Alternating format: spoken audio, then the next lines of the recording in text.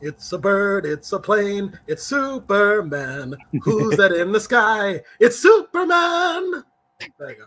What happened to Super Horse, guys? That shit's so terrible, bro. That's bad. Why I why hate isn't that. a They're Super like, yeah, Horse? we made this thing so you can be like, it's saying, and that's saying Superman. I'm like, okay. Why can't we get Super Horse some appreciation? Like I feel like Because he that's tried to have sex with Supergirl. Yeah. Oh, That's not even a joke. That's a thing. Yes. okay. And that's why they don't do Super Horse no more. Mm. We might get Super Monkey and stuff though. It's true. All the rest of those animals that were there. But our reviews tend to be long. I figure we should just jump into it, Okay, Yeah, well, y'all know who we are at this point, man. Cryptid, the first person, Jake over there, Bring Wall here, Witch is not here. Mm. We have a lot to do and a big review to go through. Follow us on our socials. Follow us on our Go ahead. socials at Comic Phanatics 69 on Twitter, X, whatever it's called, and yada yada yada. But anyway, Yeah, let's just get into it. Let's just dive into it.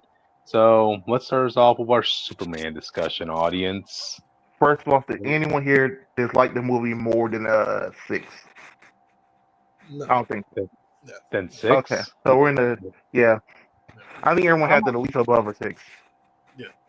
I mean, I'm on the good side of this movie. Oh, I was gonna say, well, actually, I had a 4. Yeah, no, I didn't think it was gonna be like a fight or anything. I just wanted to get out of the way so fans know. Everyone here is in agreement. It's most likely different. Yeah, I mean, I'm pretty sure if you're a Snyder fan, then you're gonna find stuff to hate about this film. But it is what it is. Well, if you're a Snyder fan, what I hate with the Snyder fan stuff is that now every slow mo scene in the movie, people think it's a reference to Snyder. It's like no. I don't know about this movie. Like every criticism people had about the movie in context when the movie came out is like, oh, I remember one specifically. Like there was a person who's making fun of the lady in the trailer who was taking a screenshot of like Superman fighting. Like when she's doing a social media post. And at the time, it's like, well, that's not really realistic. Like, why would she do that? And in the movie, it's like, oh, she's just like the social media manager at this whole stage. Like, Drew's not a no age. Yeah, I really wanted to. My favorite criticism that still stands is James Gunn being stupid enough to release that first picture where, like, Superman's getting mad as he dressed up. Yeah, I think the marketing. I did note this. The marketing markets it as if you've seen the movie already. Like, that scene is a good scene, but if you haven't seen the movie, out of context, it's like, well, why is he so mad? Like, It was in context. That's not really... That's it.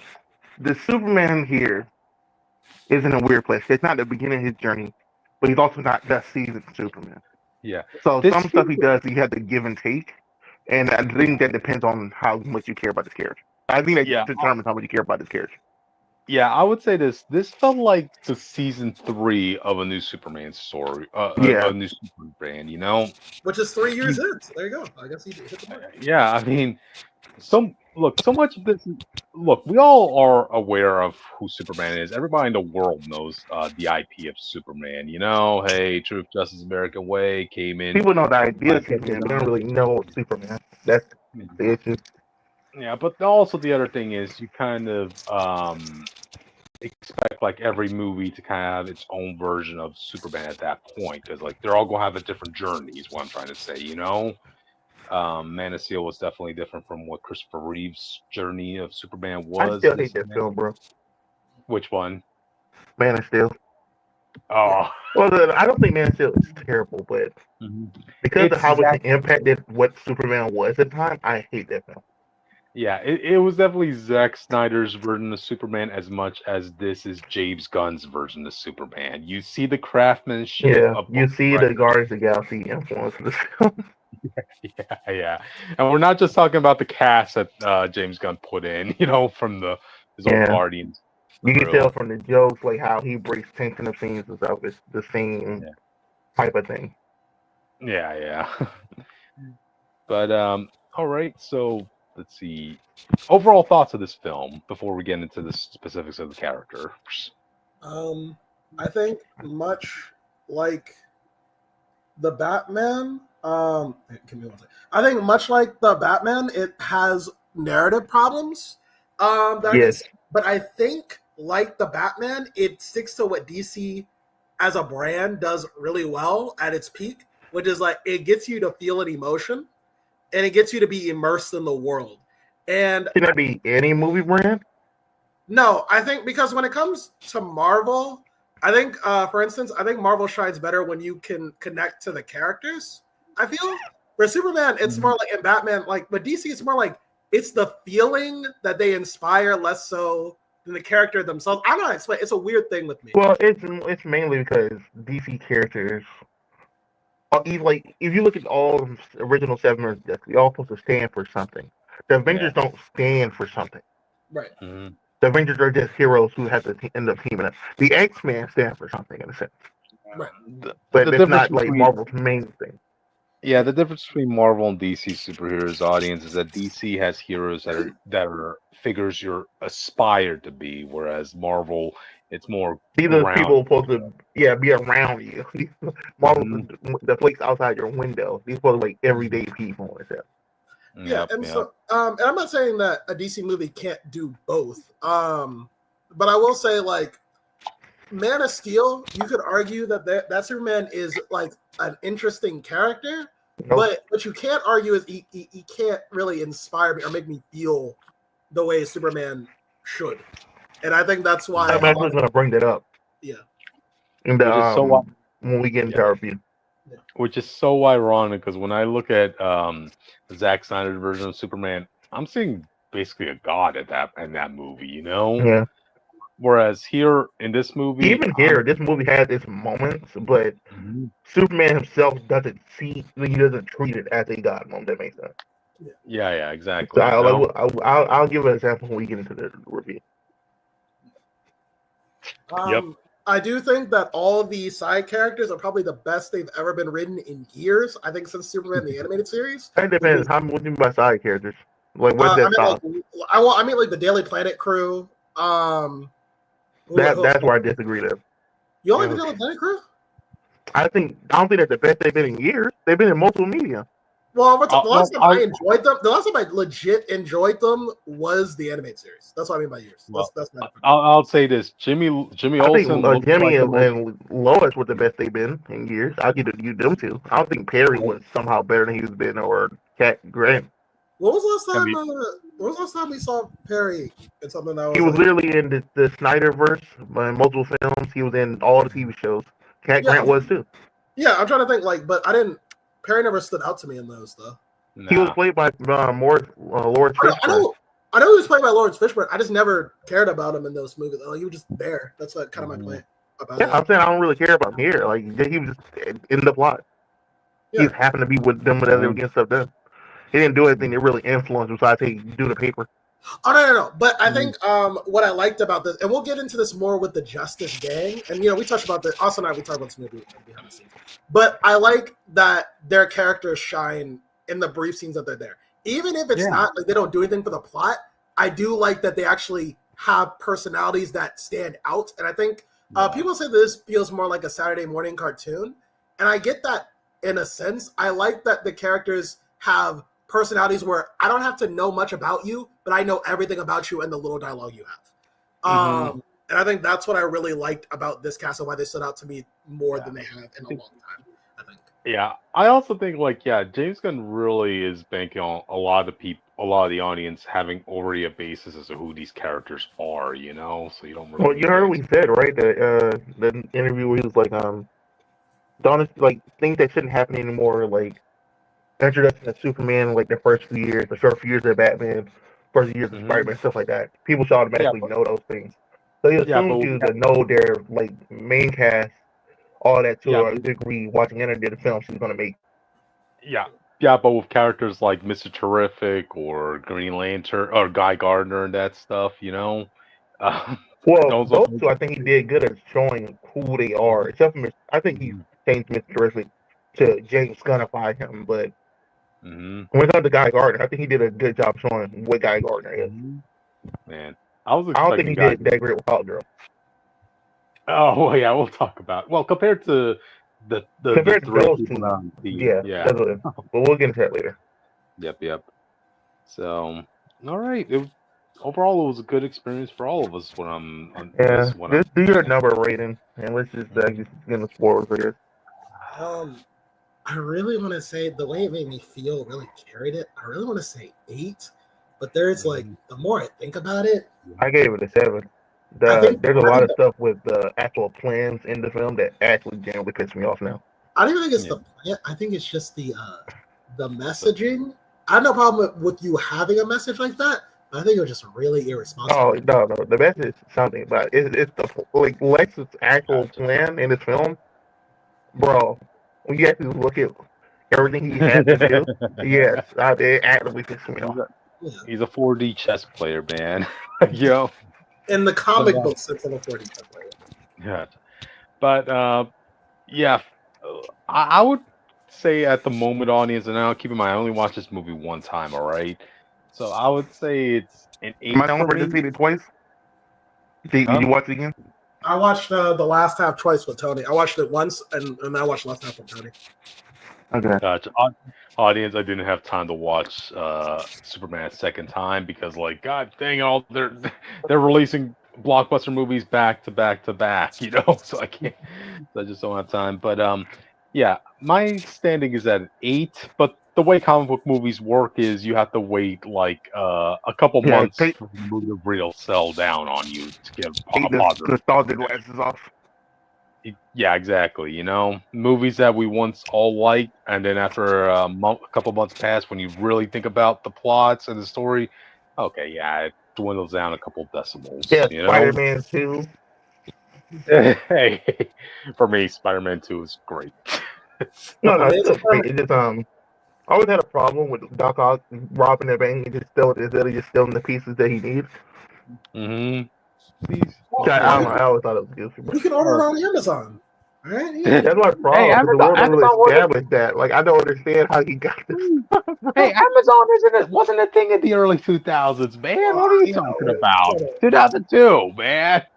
You know, flip phones was still a thing at that time, Jake. All right. That's what I'm saying, bro. So I was like, bro, you just sold the pieces at this point. Yeah, Jake, people were still shopping the same way as Jingle All the Way did for Turbo Man at that time, Jake. Come on, yo. Bygone era, I say. Yeah. But, yeah, going back to this movie, yeah, 8 for me, 7 for Austin, and I'm pretty sure Jake said 8 right now. I said 8, but it's just how it depends on the fallout of. Jake had this thing that he rewatched the film. He usually lowers his rating. Yeah, it's gonna be 7.5 for Jake. So overall, I'll get into why later, but there was like the whole global messaging. Not even. Well, I'll get into it. It's a whole thing. Gotcha. All right, let's talk about now. We should talk about each character individually. Start off with Superman's portrayal here. I think it's great. I think people. This is why I told you behind the scenes we can't talk about, even if we haven't finished a movie for whatever reason, we can't talk about a movie just off of other people's reviews, because when people talk about the Superman in reviews, I think they like kind of mischaracterized them a bit. They made it seem like he was a very unsure of himself as a superhero. But that's not true. He's just unconfident with his public perception. But he absolutely knows what the right thing to do in any given situation is. He still is that Superman. He's confident in that aspect. I do like the distinction they have for this Superman as well, that he is one of the few, if only heroes available at the time, who doesn't kill. I think it's a really interesting thing to have in a universe like this. I think it's a weird thing that he will allow. I think that's why I think I actually find interesting that he won't, that he understands that for some people they're weak. They're weak enough that this is the thing they have to resort to. But for him, it's like important that he doesn't do it. I don't understand it because they don't imply that that's the case, and he doesn't actually. They don't actually discuss that. Yeah, there's a Green Lantern here of all things. His job is to lock up threats, not murder them. Yeah, that's my interpretation of it. Gotcha. I mean, I will say this. Yeah, it was pretty corny when you're talking about like whether Superman should take a life or not. When you're talking about like a giant kaiju the size of a skyscraper roaming around the city and causing havoc, I was kind of like on the side of the Justice Lords, like, yeah, we need to kill That's this a day. thing. Just Well, Super, no. To be fair, Superman has Mhm. never had a no-kill rule. It's literally the last resort. Yeah, Here, but he wasn't trying to spare. He wasn't trying to kill the kaiju because he wanted to study it. It wasn't mhm, that he didn't understand the necessity of putting it down. But that wasn't why the mhm, Justice Lords even did it. He was mad how reckless they were. They were just mhm, knocking in all different directions with no care in the world. And it's so true. he kept having to save people and stopping yeah, them from doing it. And then when they killed it, they were just gonna let it fall on people. Yeah. mhm, And Superman then had he, to catch it and pick it up and take it to a whole other area. yeah, and yeah, then he also said, and he did say the line, if I remember correctly, he does say like after all that, which you are right, he does say all that stuff, and then he's mad about it. And then he says like, also, why do we have to kill it? Like we could have Yeah, he learned. wanted to study it, which they should have. Yeah. There's a new Uh, life form, but they thinking something like this might attack again. We should know how to combat it better. yeah. mhm. Which, by the way, had they not killed it, they're probably gonna attract it to Lex a lot sooner. Yeah, So, Yeah, well, I don't know about that because, like, again, you kind of have to build the pieces on as you go along. Because, like, Lex just randomly had this like little yeah. tiny creature in his arsenal that he just Well, unleashed on Metropolis wait, let's to wait until distract Lex. 'Cause there's a Superman. lot of problems with the Lex thing Okay, and okay, with this film. okay, but okay. So, but let's stick to Superman. Yeah, As so far as character wise, oh, go ahead. Mhm. No, go ahead. You go ahead. Character wise, like I said, I think he's fine. It's just Hmm. I like the stuff I don't understand. His stance is weird. So he clearly feels strongly about this, but not strong enough to stop other people or talk to Hmm. other people about doing it. Hmm. And there's a lot of like stuff that happened in this film that's insane to think that Superman let happen Hmm. or that he did himself. This man grabbed the president out of his house, took him to around the world to the desert, and stuck him on a cactus and stuff. It's like, what the fuck? yeah, we'll get into that more when we get to my problems with the global messaging. But that was one of the things I actually did like because Lois even brought up how weird that was. She was like, "Wait, so Yeah, you why would you do that? That's stupid." And even he was yeah, like, "Well, I mean, I fixed the problem." He's like, "Yeah, but you don't just do that like that. Like even she No, was pointing but that's why it's my problem. So you're saying, oh, our stance is, oh, he know what the right thing to do at all times, out. but he's still going about it the wrong way somehow. hmm Yeah, I think that's fine. that was I think that's the I think inexperience. it's a different thing. He broke that into was this some man a thing and talked to him in his office, but he yeah kidnapped the president. Right? No, yeah I that's understand something that. that I think just to clarify, like I don't.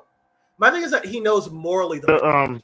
Yeah, oh, I'm okay with that. wait. Never mind. I get what you're saying, but Yeah, that to my thing is, wait. Let me say this one last thing go before I ahead. let you go, Kirk. I Hmm. think the reason they did that, and we'll get more into it later, is just to justify Task Force X later. Hmm. Because like me and Jake talked off film. This movie doesn't. We'll get into it when it comes to problems. Never mind. I'll say it. Go ahead, Kurt. Okay. Now I just want to say like that whole thing about like that president from the foreign country that Superman went to confront. not That Ben looked like it Yago. was yeah, that looked like it was in reference to what happened in Superman Earth One story by J. Michael Straczynski, where Superman did do that.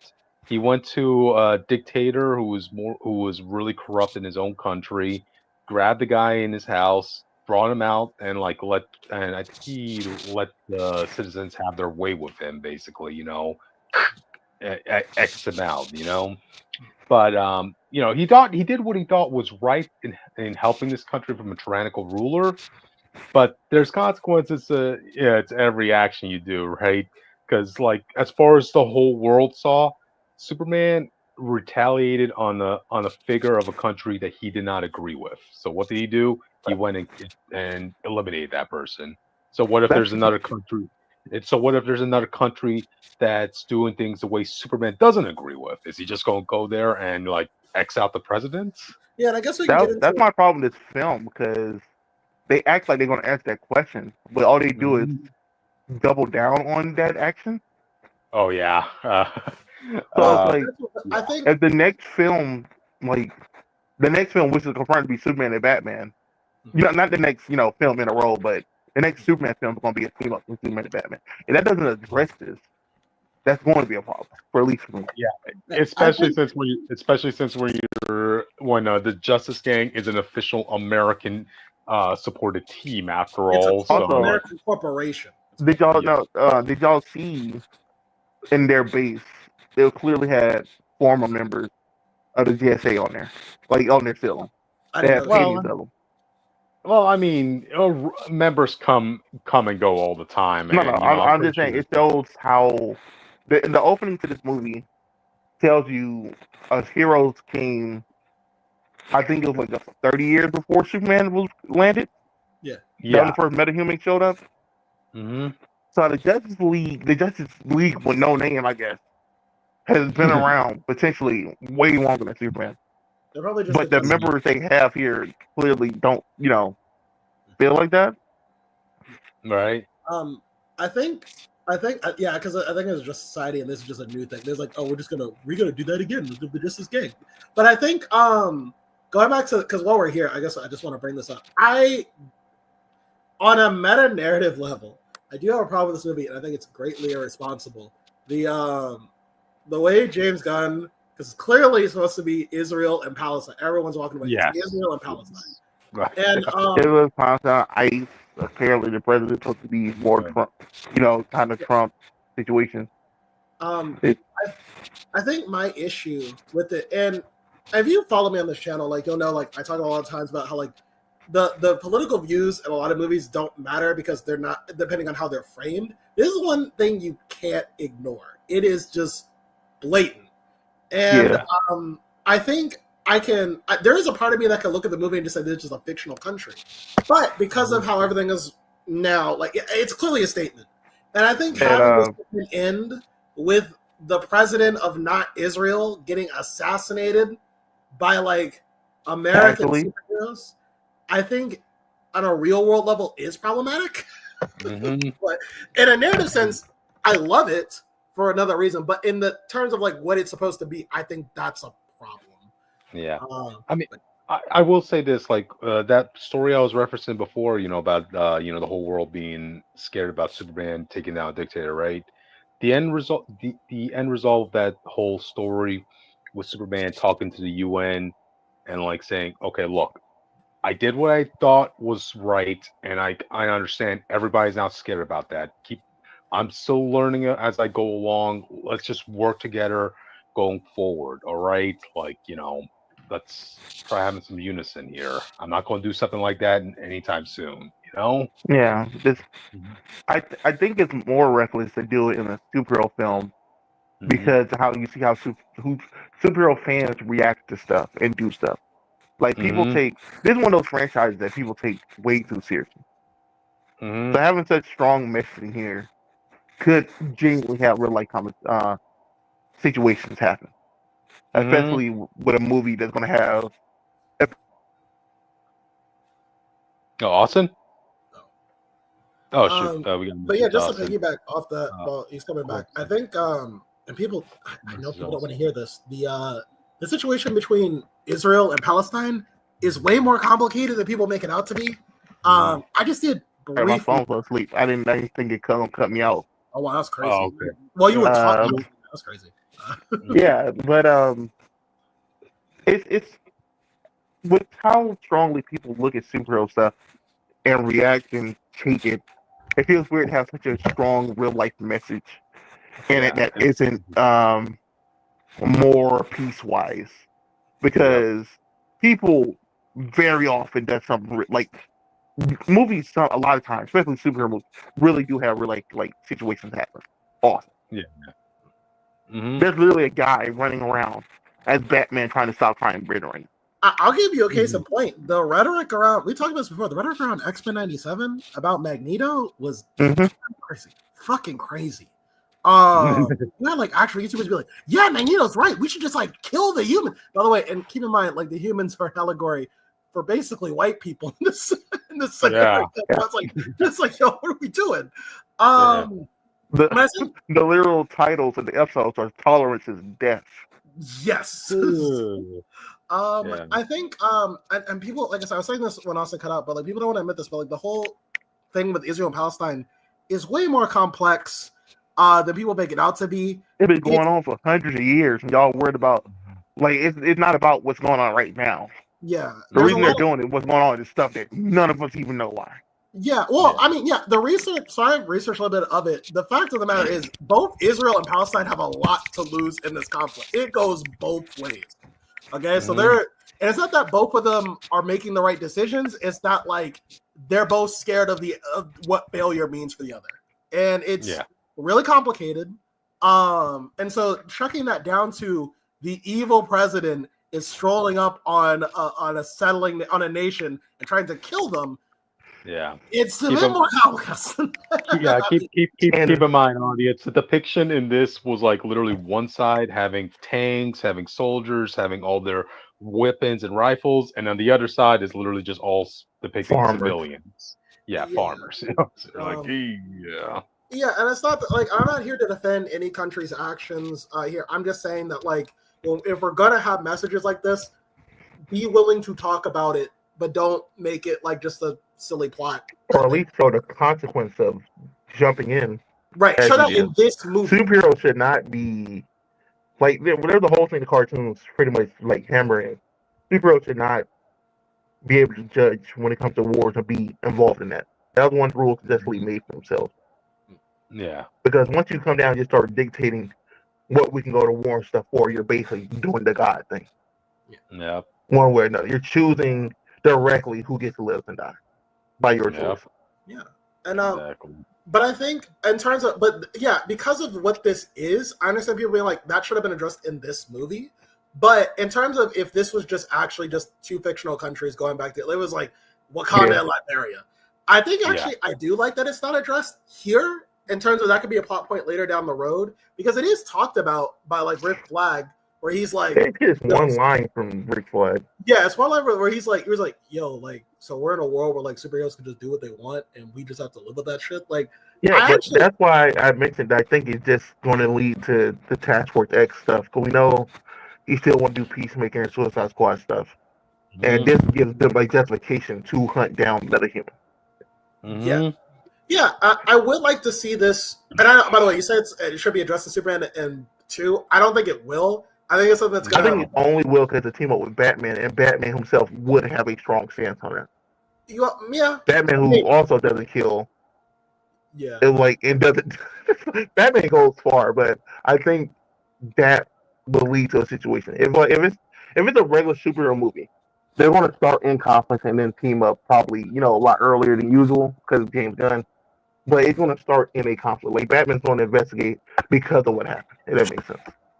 Yeah, I think, it might be. I wouldn't be mad if it wasn't, though. I think that's something that I would like to see the universe build up to, and then eventually, like, something bad happens, and everyone's like, oh, whoa. I doubt this dude's just going to do Civil War. That's why I don't think it will. I don't know if it'll be Civil War.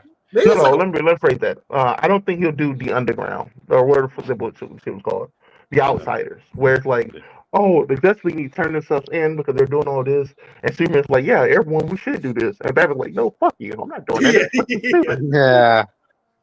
That's what I'm hoping. He leaves and takes people with him. Yeah, this is a plot point that could very much be. I look back on it and I agree with Austin. I think at the moment, because there was 2 scenes talking about how weird all this shit is, I'm willing to believe this will come up again. To what capacity, I don't know, but hopefully it does pay off. I would like just a big message about like, hey, this is why superheroes just not do shit. No, like I get you holding out hope, but only because it's based on a real life issue. So I feel like it should have been addressed in this film. I agree with that. I think if it was just two fake countries, it would have been fine. It's because of what it is. Yeah. So. Cool. But let's see, something else about Superman I want to talk about. I think he did Superman's power level pretty well, except for the final fight.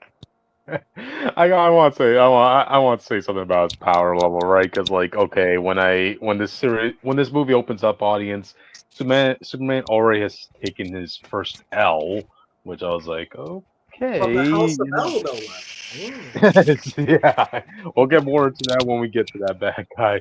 But still, it was just kind of weird saying him being stated as the most powerful superhero in the world, then you already opened it up with him getting defeated, right? So I'm That's thinking, okay, go ahead. Yes. what's he going? What are fights going to be like with him when Kryptonite is around? You know, because if I it's a really appreciated. Actually, I was okay with it because part of me was like, I really appreciated that. Like, oh, he didn't use kryptonite to beat his ass. I thought that was cool. And then when they did the reveal, I was like, oh, that's okay. But I kind of wish it was just like somebody else. Like, I wish. I'm sick of they the have narrative that people think that you need kryptonite to fight Superman all the time because there are plenty of like his upper echelon villains that can just beat his ass. And so I was kind of hoping we would just stick to that, Give- but then we had the reveal. Yeah. So a lot of give people wanted to Red be a Sun- mind control Zod.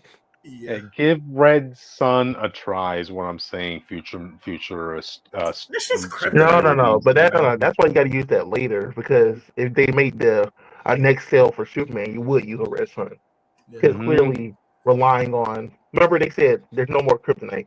That would have had to do that thing in the film. Yep. So they got Which to I rely thought on was something pretty next time. clever. Which is what I thought would be pretty clever. I mean, I also wanted to state, right, like, I remember the actor who plays Guy Gardner stated that, yeah, his character Guy Gardner thinks he could stand Don toe to Philly. toe. Yep, him. He thinks he could stand toe to. He has the willpower to believe he could fight against Superman. When you hear about that, you're like, okay, that's very cute. You think you could fight against Superman, but then when you see this depiction of Superman, you're like, I think you have a chance. Like it could go either way. But that's my problem though. That's what I meant by the power level. At the beginning of Mhm. the film, you see how beat up he is. He's like probably, but later Mhm. on in the film, we see all he's fighting. You see the final fight specifically, how much damage he takes from the villain without even getting like a black eye compared to how he was at the beginning of the film. You're like, what the fuck did this guy do to him? The first time. He was whooping But his remember, ass. Superman still got away and was able to fly away all the way back to his base. Well, he had the armor on, which I thought was like, are we never using that again? I thought that would be kind of No, yeah, but the armor isn't actually like helping like boost his strength. It was just to hide his identity. Based on what Lex says when they're in the other world. Exactly, you know. So it's like so that scene where Lex is going 1A, 1A, 1A, like I expect the Superman at least be bruised or something. He come out this fight, he okay, 100%. Remember when there's a scene where Mr. Terrific actually says, if we go into this thing, we're going to die. Superman tanks that shit for like 20 minutes. No damage. They didn't rip his outfit. The first time. Yeah, no, okay, so yeah. As the saying goes. Because I didn't believe that the baby made it out of that. Oh hell no, man! The baby, no. To be fair, no. I rewatched. The baby never actually goes under. Okay, it looked like it would touch him. It's like splashing and shit. Yeah, but he never goes under, so it's like I let it slide. Look, the best thing they did with that baby was make that baby look alien-like. Because if that was a real life baby, hell the fuck no, man! I would not believe that baby would survive after the chase and the fights that Superman had to go through in that pocket dimension. You know, like, but yeah, so Superman thinks that it like full on for like 20 minutes, no problem. And then he's like 100 feet from black hole. And for people's point of view, if you don't know anything about black hole, if Earth hit a black hole, it would be the size of a plum. It had the full gravitational pull of the Earth. Now imagine the one of that size. I won't be real with you though. The only reason that didn't register to me was because nothing in fiction does a black hole right. I don't know what it is. I think it's just because people like the idea of a black hole, but they don't like actually adhering to it. Because you brought it up, like a small black hole is enough. That's already it's already big enough, but no one actually thinks about that. They're just like about the black hole thing. So speaking of not being able to think about stuff like that, right? That's just one thing I kind of like that was a little addressed. Like, you know, Mr. Terrific was looking at that. Well, it was basically a boom tube audience, a homemade boom tube by Lex, right? And then he was like mentioning, oh geez, if you're just off by your calculations by even 1%, this could cause a rip in the fabric of time and space, causing a black hole. I'm like, wow. I guess there was a black hole there. Yeah, I think he said that, but when you go into like, oh, there's a black hole like right to the left. Yeah, but I'm just saying. I'm just saying, like, most depictions of like portals like that don't really ever acknowledge the dangers of like ripping a hole in time and space like that. So I'm To at be least fair, glad. a lot of them bring it up, but they don't care. Yeah. No, okay, but no, I wanted to see that one planet that had that one butthole scientist. Like, let me try opening up a portal to help my people, and then oh no, the planet's gone now. No, The it's funny superheroes. that Jonathan Hickman's Fantastic Four. Oh, So that wow. reveals that every read at some point opens the multiverse portal, Yeah. but honestly, some of them fucked up. Oh wow. So Go ahead. Go what the ahead, one Jake. guy Say did it. it, and what it basically did was make a black hole that sucked his universe from that point into another universe, and that's how I got destroyed. Jake, go ahead. Say it. Say it. Reed Richards is a bastard. Wow. Okay. Yeah. Well, at least we acknowledge it. So, Yeah, let's there go is to- also okay. no. There's one thing I want to talk about Superman's character, concerning his parents. Yeah, Which I ones? know. I hated it. Okay. Between Mom, Pa Kent, and Jor-El, and Why what's did his? he Why did he make Mom Pop Kid straight Hicks? Okay, I brought this No, up. Listen, it's a cool idea, but Superman talks nothing like them, and that's gonna bother me. Like, Superman will Okay. pick up their accents and stuff, being Yeah. raised by them. So we I had mean, to be straight Hick, damn near hillbilly sounding people. it would have been even cool if you said if he went home and maybe when he's home he has that accent, but because he's trying to blend in with the city, he learned to pick up very quickly. It could have been his Clark Kent accent. Yeah, like It would have helped sell his disguise too. the only thing I could think of is like, he growing up, he probably already felt like an outsider enough, so he just kind of wanted to blend in with like the students in his school and just talk Yeah, like, but the students would talk like that. That's how Smallville would talk. right. Okay, yeah. It was a nice touch that that James Gunn tried making Mom Pa Kent feel like they were actually country folks in America, But It was a nice even thought. and look like them. It's a nice thought. I Most feel he just did a little bit more, like went all the way. Gotcha. It's not a bad choice. It's just I wish he did more with the choice. Gotcha. I mean, also, like, I did like the heartfelt moment Superman had with his dad, especially after revelation of Jor-El's message, and like, how Pa Kent's like telling him, "You're good it's because you choose to be good, not because you were told to be good," or something along the lines. Yeah. The best Superman dad so far. Fuck Zack Snyder. Yes. Yeah. Oh yeah, the one who's like, yeah, maybe you should let that kid die. Yeah. And, You let the kid die, maybe. Oh, and also Ma Kent from Zack Snyder's Superman, who told Clark, "You don't owe the world a damn thing." Yeah. Like, except for the The world clothes you on your land on, the back, trees the you homes break. you live in. Oh my god, Your job that pays you. Speaking of Jor-El, man, I hate this choice. I told Jake I hate this choice. Austin, I didn't believe it when it happened. Right, as soon as like it got revealed what the last half of that message was, I was thinking, "Oh, BS. That's something Lex Luthor made up." And then when he was literally revealed, oh no, he didn't make it up. That is the actual message. What? That's told you 3 times. They told you 3 times. They told you 3 different times. No. I told Jake, because me and Jake already talked about this. I hate this message because it should run what Krypton is for Superman, full on. And then because of how the end of the movie is, and he doesn't even ask her about it, I was like, "Fuck you." Because realistically, if your father, who would be the best at Krypton, tells you, "Oh yeah, I want you to be raised as human, just so you can use them, have secret harem and take over the planet and rule them as a god." What did that dude tell his family?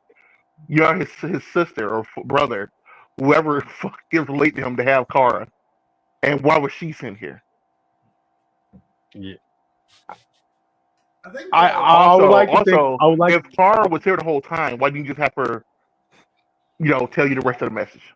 Look, I would like to think that was just Jor-El's exclusive mesh, his son, and that, like, the mother of Kara, like, had a different intention in mind. Like, No, just but go live.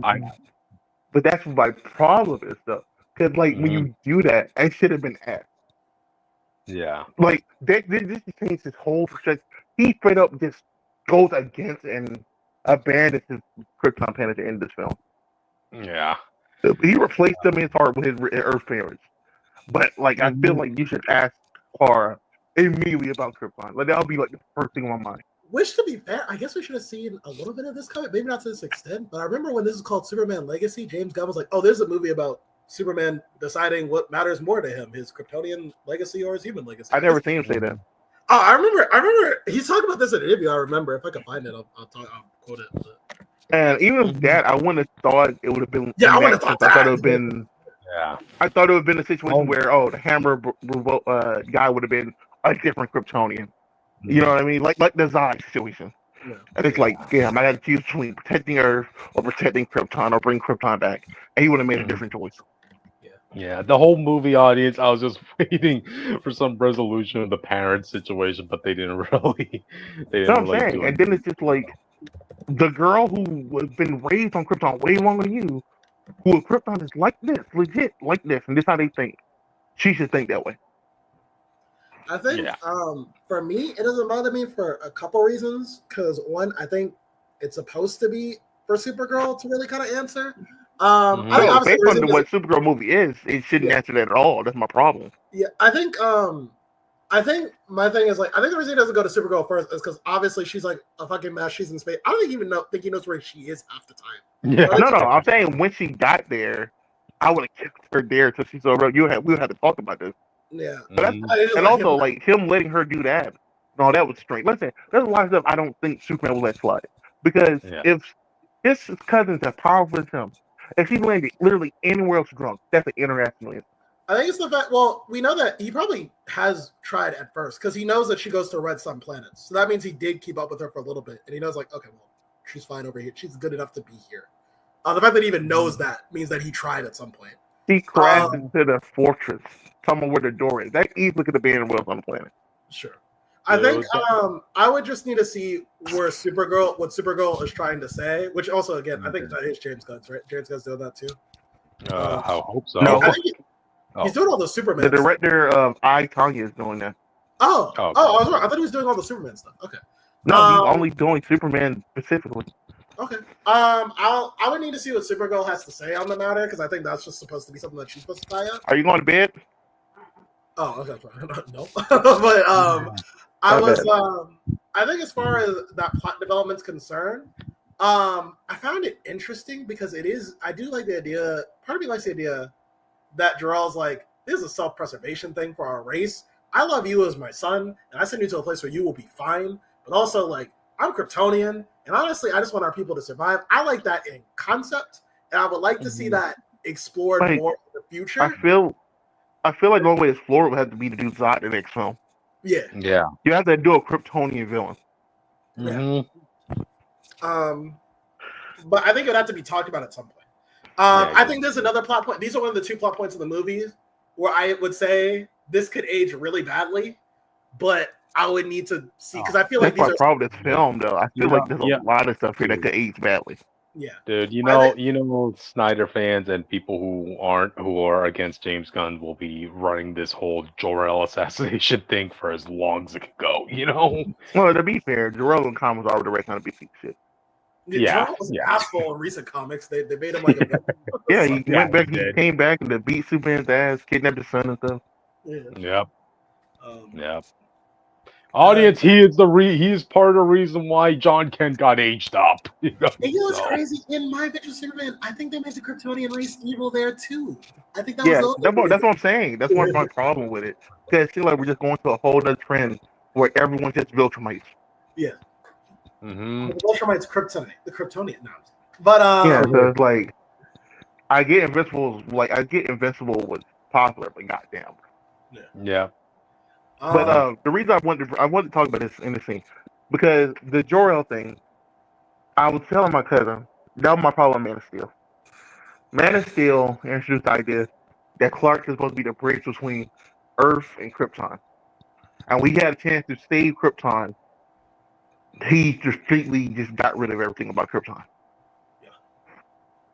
It's like, because the whole thing was Zod's plan is that I could do this anywhere. I'm doing this here because fuck you. Mm-hmm. This plan is kind of nice. So I'm like, Superman, you can just beat Zod up and take the machine somewhere else. And still save your people. No. And I'm like, so we now have another thing where it's like, fuck my Kryptonian half. If that makes sense. Whoa. But not really, though, because my cousin who's Kryptonian is here. Yes. And my dog, too. So. Well, it's not his dog. That's Supergirl. Yeah, it's not even his dog in this one. They're doing the whole Supergirl one. Yeah. That's her dog. That's her dog, though. But, yeah, I guess we should go to the other characters as well. They're in this movie. We could do Lex last. We could just do go through the Justice League. Lois Lane was pretty. Okay, she was fun. She didn't get herself in danger. She didn't, try to get herself killed. So they that easily makes her the best Lois Lane in like 30 years. She put herself in danger, but not like a danger she couldn't. Like it was a responsible level of like. No. Commissioner Terrific told her to come along. That's not her fault. I will say this about Lois Lane, right? I liked how she utilized her reporting skills to kind of help coach Clark through these situations. Because again, even though he's interviewing himself, he's already basically just answering his own questions. He needs kind of like be a little bit prepared to answer a lot of these hard-hitting questions that somebody else is going to want to ask him. Yeah, I like people are going to die. Yeah, people are going to die. I like how because this is my problem with My Adventures Superman. They make her. It's even more now because now I know I'm not crazy. They could still make this work. I don't like how much of an emotional mess she is in My Adventures Superman season 2. I like that it's like, listen, I'm confident in this one. That's going on right now. So that's going on right now. No, season 2 is over, but I think it's doing season 3. I think I don't know. I think my issue with Lois in that one is I don't even remember talking about it. Lois was like, oh no, I reviewed I think every episode. I remember, but Lois in that show. You did season 1. No, I did season 2 because I had problems with season 2. Season 2, and I'm about to get into them too. Lois in that show she's competent, but she's like competent in the sense like this is Lois year 1. And then they also have the fact that she's like, oh, but I'm also like a young adult, so I have these emotional problems with intimacy. And I'm like, you can't do both and call that Lois. I'm sorry. That's just like, you got to do one or the other. I think it's my issue. And I like in this movie. Well, to be fair, this one kind of did the same thing where she's clearly the season reporter, but she's only been dating him 3 months. And she didn't think dating at all was going to work for her, let alone dating him. I'm okay with her being emotionally distant because she's more comfortable with reporting where she's in control and she's by herself and she knows how to take charge. But a relationship where she has to compromise, I understand why that would be hard for someone like that. I can immediately understand why she is the way she is. I also like that she does have her sass and her attitude and everything from the comics and the animated series. I love this Lois. I think it's the best one, better than Superman and Lois. I think that one's just too much of a mom. I'm sorry. I just think she's more of a mom than Lois. That's my issue with that one. But yeah, great one. Oh, yeah, she was good. So. Yeah, but in terms of yeah, she was supporting her husband. So yeah. And she's fine. It's just that she's just mom. She just like most of the time she's not even acting like Lois. She's acting like a mother. Well, that's all you can really do with teenagers, really. I know. It's just. It's almost like she is a mother, right? Wow. No, I get that she's a mother. It's like no. He's saying she lost some of her personality just to take care of these kids, and I get it to a degree. Yeah. They're like superpowered teenagers. You can't really do your own hobbies and stuff at that point. Mm-hmm. Yeah. Gotcha. But all right then. I think we talked about Lois. Let's talk about the Justice Gang. Guy Gardner was good. Yeah, I appreciated that the way he did it because this easily could have been like a mess. But I like how first of all he established superheroes exist, so get over it. And also we had 3 characters that if we don't need to make movies about, but we will if you want. And also we're not really gonna get too much into them. You know what a Green Lantern is. Mrs. Terrific. TV shows, sir. Yeah, well, TV shows, yeah. You know what a Green Lantern is? Mr. Terrific's a smart guy, easy to get. It's Hawk Girl, as far as you're aware. Apparently, so like, who cares? apparently, this whole phase is just leading to the formation of the Justice League. Yes, I can see that. I can see that. Let's not forget, Mr. Terrific has been in multiple DC animated projects in the past. So yeah, I think that's why I was iffy about how they're going to make him talk, because he clearly just gave him like a normal black cadence. This man is usually just black Mr. Fantastic. But I like the way they handled. I like the way they handled him here. He kind of felt like the one adult in the team, honestly. You know, I liked it until the end where he was like, "I'm goddamn Mr. Terrific." Like, bro, what? You need that ego boost that bad? I will say the one person I was kind of like, was like Metamorpho, because I was like, everybody else I can just kind of understand. I care about his baby.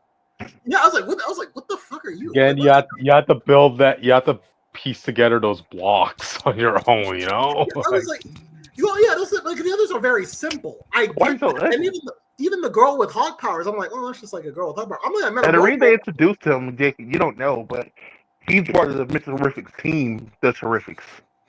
Okay. Oh yeah. Back when they went full on the second member, Fantastic Four. Plastic Man. Yeah. There's one more person. I can't remember who she is. Yeah, I guess my thing is like he's just like Metamorpho just comes across as really random. Yeah. Back when they were literally just the Yeah, I found this guy and he has like the powers to change. They introduced him and now he's part of the team, because I'm sure if they do a spinoff, it's going to be about the Terrifics. Yeah. I'm just not really. I wasn't really a fan of that. I mean, that's just me, or that. Can you hear him, Cricket? I can hear both of you guys. Oh, I was wondering, like, I guess you can't hear me. Okay. Hello. Can you hear me? Can you hear me? Hello? I can hear you, Cryptid. Okay, I can hear Jake. Austin? Austin. No, he went out. Oh, shoot. Let me get a message, Austin. I was saying that, like, Metamorpho just seemed kind of random in this movie. I feel like he's one of those characters you do have to explain a little bit. Just the way that how important he was. But the other three, I like that they introduced them in a very brief way. You don't need to know much about him. It's okay. So yeah. What do you think about it, Cryptid? Metamorpho, specifically? All of them, I guess, but yeah. Oh, yeah. All of them. Yeah. Okay, I was really expecting Guy Gardner to be the breakout star of this team, but I ended up giving that. My bad. I had left. I couldn't hear Jake. He was turning to a roll. Oh, okay, gotcha.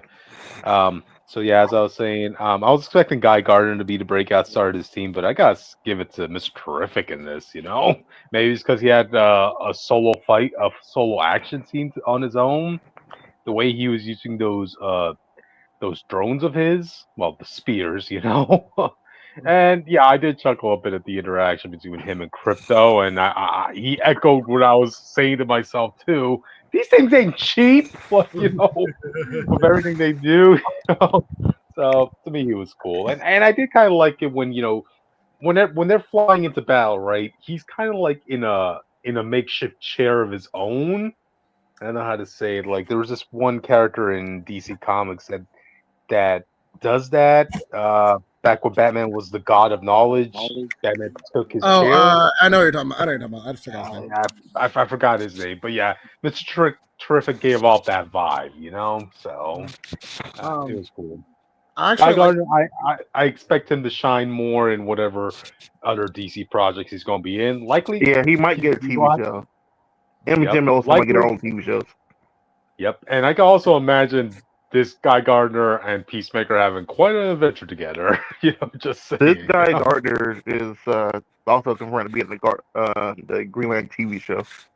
I think all the Lanterns except for Cruz and Bass are confirmed. Like everyone before it goes to. Yeah, I don't lie to you. The scene where he waves his hands and flips off a whole army, that was way better in the movie than it was in the trailer. Yeah, the trailer made it seem like way worse. In the movie, it was fine, but I still don't like I said, we already talked about the stance about this situation. Yeah. So, I like Mr. Terrific. I didn't like the scene of him saving Lois. So him protecting Lois is fine, but that scene is so James Gunn-ism that I feel like it's like if this is one of those scenes gonna be like every James Gunn film. I agree. I remember I was watching this with Tony again. I was like, yeah, I was telling him like, yeah, I like how like for the most part, this scene feels like a very different James Gunn product, even though it's clearly James Gunn, but it feels very different. And then that scene comes up, and I'm like, except for that is that's definitely James Gunn. Like it's not a bad scene. It's just I'm personally tired of those things. Yeah. Yeah.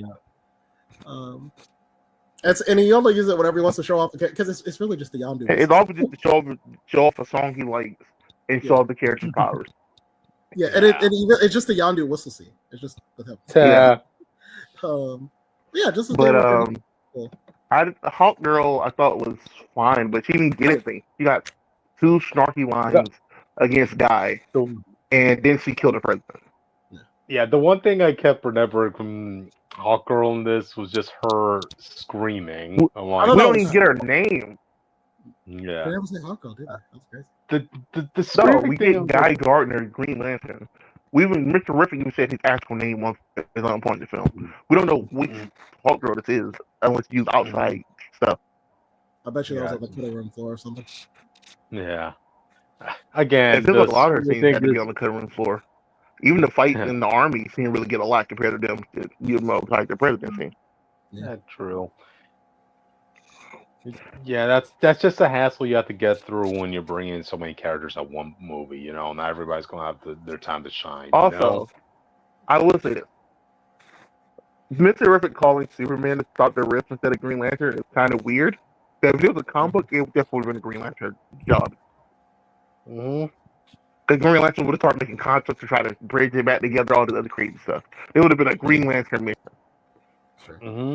I do wonder. I guess because Mr. Terrific, I think James Gunn likes highlighting the D-listers and lower a lot. I guess Mr. Terrific in his mind is the least known character. It is weird that No. I'm not saying Mr. Terrific shouldn't be there. I'm saying it's funny that he called Superman not Guy Gardner. No, I know. Usually that would have been a Green Lantern mission. I'm saying the way he wrote the plot, it was weird that like Mr. Terrific just got like a whole sequence to himself. It could just be because he thought he was more useful for the idea. But like, it is weird that there's a Green Lantern here. I do agree. It's weird there's a Green Lantern here, and he only shows up to go destabilize a third world country. But it's like I got sure. So people don't know James Gunn John Fillion has said Guy Gardner is officially like if you want a Green Lantern, he's the worst one to send, but he's the one who handles the dirty work of the Green Lantern. So the idea that he's even on Earth right now implies they think really less of this planet.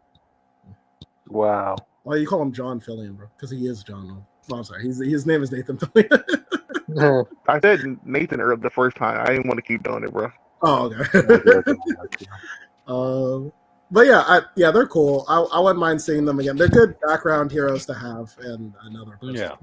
You know, it's only going to get. If we get a Superman movie, I don't want to be in another Superman thing. No. I wouldn't mind him throwing over like another thing, instead of Justice League stuff. Oh, you know what? This movie is Superman, Batman. I'd rather just see them two save. You know what I love? It's such a small scene, but it's really good for the future. There was a scene where Superman is sad about something, and he's at home. In the background, you see the Justice Gang hang with it, and that tells you if a superhero is not there for something, it's because they're going through something. I know we always know that, but it's just nice to see it. Like you never see it from that perspective. That like, oh yeah, there's something going on. Somebody else has it. It's no, it depends. Because like I said, that scene is so weird. He says, "Oh, it's just a dimensional imp." If you know anything about dimensional imp, that's like Batmite in them. I thought it was like Mr. Missile Planet. I mean, it was not like Mr. Missile Planet. No, I'm saying that should be where that was really what he said it is. That should have been a way bigger situation than it was. That would be like a Star Road or some shit. What the hell was that? That's why I was looking at the background. I was like, well, that doesn't look like a Mr. Missile Planet. That doesn't look like it wasn't like no interdimensional imp. So I guess it was like, oh, this is their true form. But then they'll take a better form to fight these people than just big shoot lasers. And they also don't give the power to do anything. They also don't fight. They like to trick you. So you would think Mr. Mixoplick will be a perfect character for James Gunn to work with. You know, like, I'm sure he will. Yeah. Mm-hmm. But we got 2 more things to go over. I guess we'll go to my main dog. Okay, if you're a kid, this is the dog of your dreams. If you're an adult, this is the dog of your I'd nightmares. be like, as a kid, I'd be terrified of this dog, bro. I'd be like, yo, Jeez. yo stop. God. Having to pick up the poop of this dog, man. Like, dang. I feel like Crypto is a good sidekick, but it's really like there any number of scenes he was in could have ruined his character for me. He was always he was always 1 second early for me going, okay, fuck this dog. It was that dog that just had too much energy, audience, and nothing could hold. When a dog goes out of line, you could spray some water at them or, bang a newspaper, Imagine a dog that can't be affected by anything at that point, Yeah. I swear, Kryptonite has to have its good uses somewhere. And Kryptonite water sprayer might do some good in this situation, So yeah, I think like I said, he's not a dog that I'm like I said, he's always like a second away in every scene from me going, okay, we gotta put this dog in a pound somewhere. But I think he does have one of my favorite scenes in the movie, and we all know what it is. I hate this scene, to be honest. wow. I love it. It was him beating Lex was fine, but if he was really, my problem, like, even Superman breaks into the room, he trucks Lex across the room, he had to go side on the desk. Like, Lex should be dead. He should have a bone broken at least. Bare minimum. And they just kind of like play it off for jokes and stuff. This isn't like Hulk versus Loki who can take it. This is Superman and a dog with superpowers. So just beating up a regular guy. So this is an indiscrepancy I actually can't ignore because I actually have a problem with Crypto. This is like, how does he know? I know certain dogs in real life, they can tell like when they're dealing with the baby and when they're dealing with an adult. So maybe that's it. But how does he know how much strength to put into like anything he does? You know what I mean? Yeah. Based on him being a puppy, how the truck he should have. That's my problem with the scene. Yeah, I'm fine with him throwing Lex around, but how hard he did it, Lex should have been really fucked up. Lex should like not be able to like. He should have a or at worst he should be dead, or at best he should be in a wheelchair. Yeah. I think it's because he does that, and then when Kara shows up, he like fucking tanks her. And I guess it's like and that's my problem because his bite hurts Superman. So are you telling me drunk Kara is stronger than Superman? I guess Superman's actively in pain. She's laughing it off, and he slams her around. Mm-hmm. But we're talking about the scene. Wait. No, that is one thing I didn't like. First tackles Superman is hurt. Like he feels that shit. And then he bites Superman. Superman feels it. And then Crypto bites on the shoulder, slams into the ground. He's giggling it all. Yeah, that's what the very first scene. We're talking about like a later scene. I'm just forgetting. I'm talking about the first time he dogs Superman around versus what he does to Kara. Yeah, I hated that scene, audience, in the beginning where, of course, it opens up with that scene you see in the trailer. Superman's in the middle of the arch. I don't mean when he beat up broken bones and stuff. That's what I was confused. That's later. Yeah, okay. No, I'm just saying that's a scene. When he's like Crypto, you broke the place up and Crypto started biting himself. He's clearly in pain. Oh, okay. Gotcha. But yeah, I'm just saying like that's a scene I hated with Crypto where obviously Superman is beaten up, he's injured, ask anybody who's in the medical field, you have to be delicate in that situation when putting him on the stretcher, but here comes Crypto who's just playing with his body at that point, moving his leg. Problem. Like people giggling and stuff, they're like, that's fine. You think the scene is funny, but you tell me this dog later listens to him and understands what he needs to do when he turns scenes and stuff. Yeah. Afterwards, he can't even he can't even understand oh, this dude is clearly fucked up. Yeah, You give a regular puppy or person a further fall in front of them, they'll understand. Hey, something just happened. Let me check. Yeah, I think. Yeah, I agree. I think, but like I said, I think. No, I agree. I think that was my only issue because I just don't understand how he's able to distinguish the difference. Because I do, like I said before, I'm sure I know in real life puppies can do that, but it doesn't seem like he's doing that. It seems very like he's giving a lot of force to some people, and then like 10 times more to other people. But I don't know how. So. Yeah, but it was a fun scene when he came in and saved the day. I thought that was pretty cool. Mm-hmm. Okay, this audience. This is not the dog you want. you want to adopt. Let's put it that way. So Wait. There's one more thing I want to say. yeah. So the reason I didn't like crypto, crypto's fine, but I prefer him not to be a big part of the next film of Superman, if I can take it. Because did you hear the James Gunn had to delete scenes What? because of crypto? So during the Ultraman fight, crypto started helping.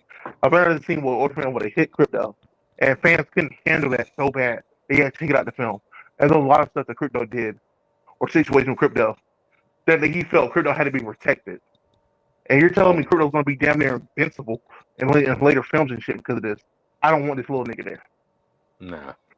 If everything's going to be the gag showing up and running wild and the same day, and can't be like anything done to him, and that should actually hurt him. Yeah. Because fans can take it. Dang. Well. Yeah, I don't know. In Crisis on Infinite Earth, you gotta kill the dog off, bro. Come on, Gotcha. Yeah, right. I guess we'll go to the last but not least. I want to go first. All right. Go ahead. Lex is okay, but I actually hated his plan because it felt like some Doctor Doom shit. The first thing you learned about Lex, after you learn he made a clone of Superman or he's controlling this thing that beats Superman up, is that this man tells you, I remade the Big Bang. That's the first thing he said. Yeah. When he talked about making that pocket images. Mm-hmm. And then you saw him just putting people he don't like and don't care about or who broke his heart or whatever the fuck he's in there just casually. And James Gunn, James Gunn, before the movie came out, people asked him, why is it called LuthorCorp instead of LexCorp? And he was saying, I left it open in case I want to do something with his sister and stuff like that. I'm like, you still call it LexCorp. This nigga here, and with this guy who's a savage Superman, just his ego can't handle it, would not name this company after his family name.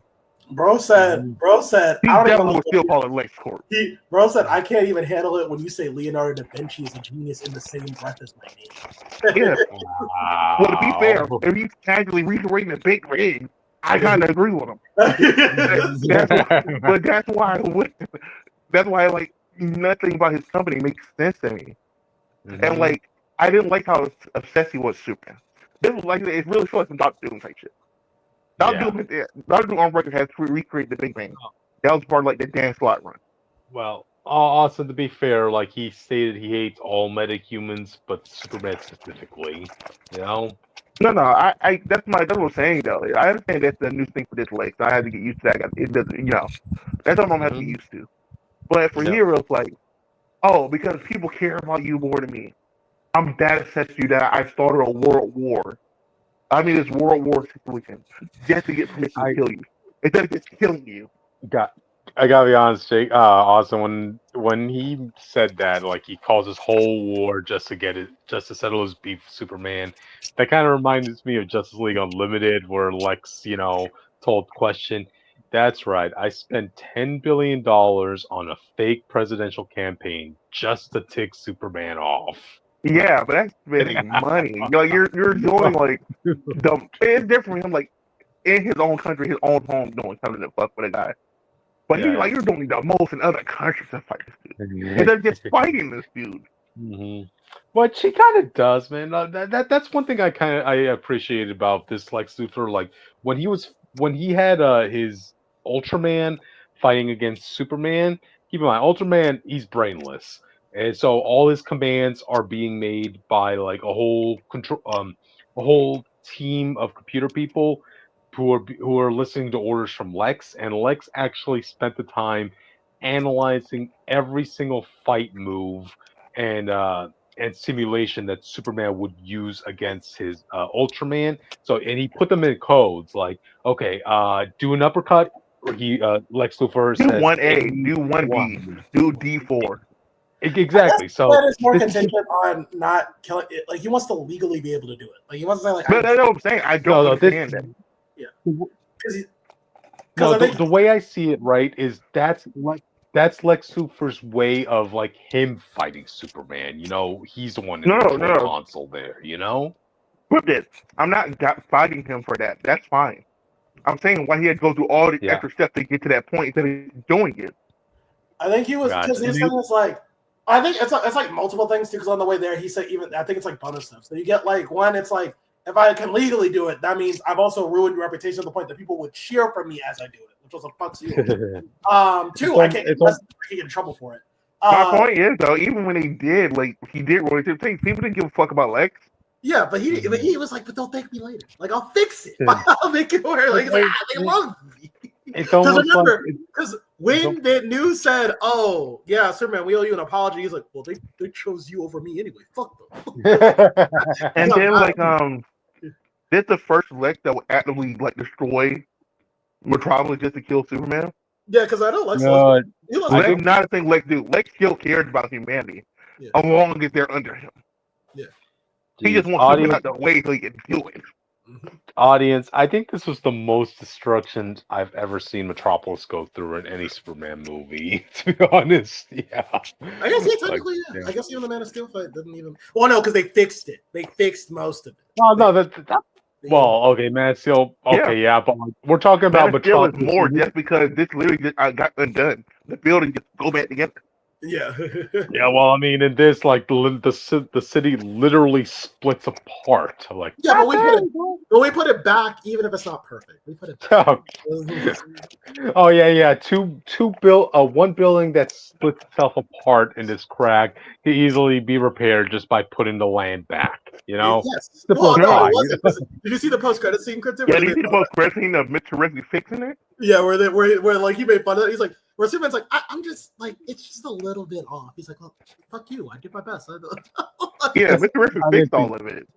Oh, I didn't see that part. No, the post-credit scene is like Mrs. Terrific and Superman. They're like looking at the building, and it's just off. Like there's like a clear still. Like, it's not put back together perfectly. And Superman's like, I mean, I don't want to be a jerk, but like, I mean, you didn't really put it back the exact way. He's like, oh, you think it's easy? Just like fixing a whole dimensional space rift or whatever? It's like, fuck you. When he leaves, it's like, man, sometimes like this be so dumb. No, that was funny, but that was like so James Gunn. Isn't like, bro, you're supposed to be the smartest man in the world.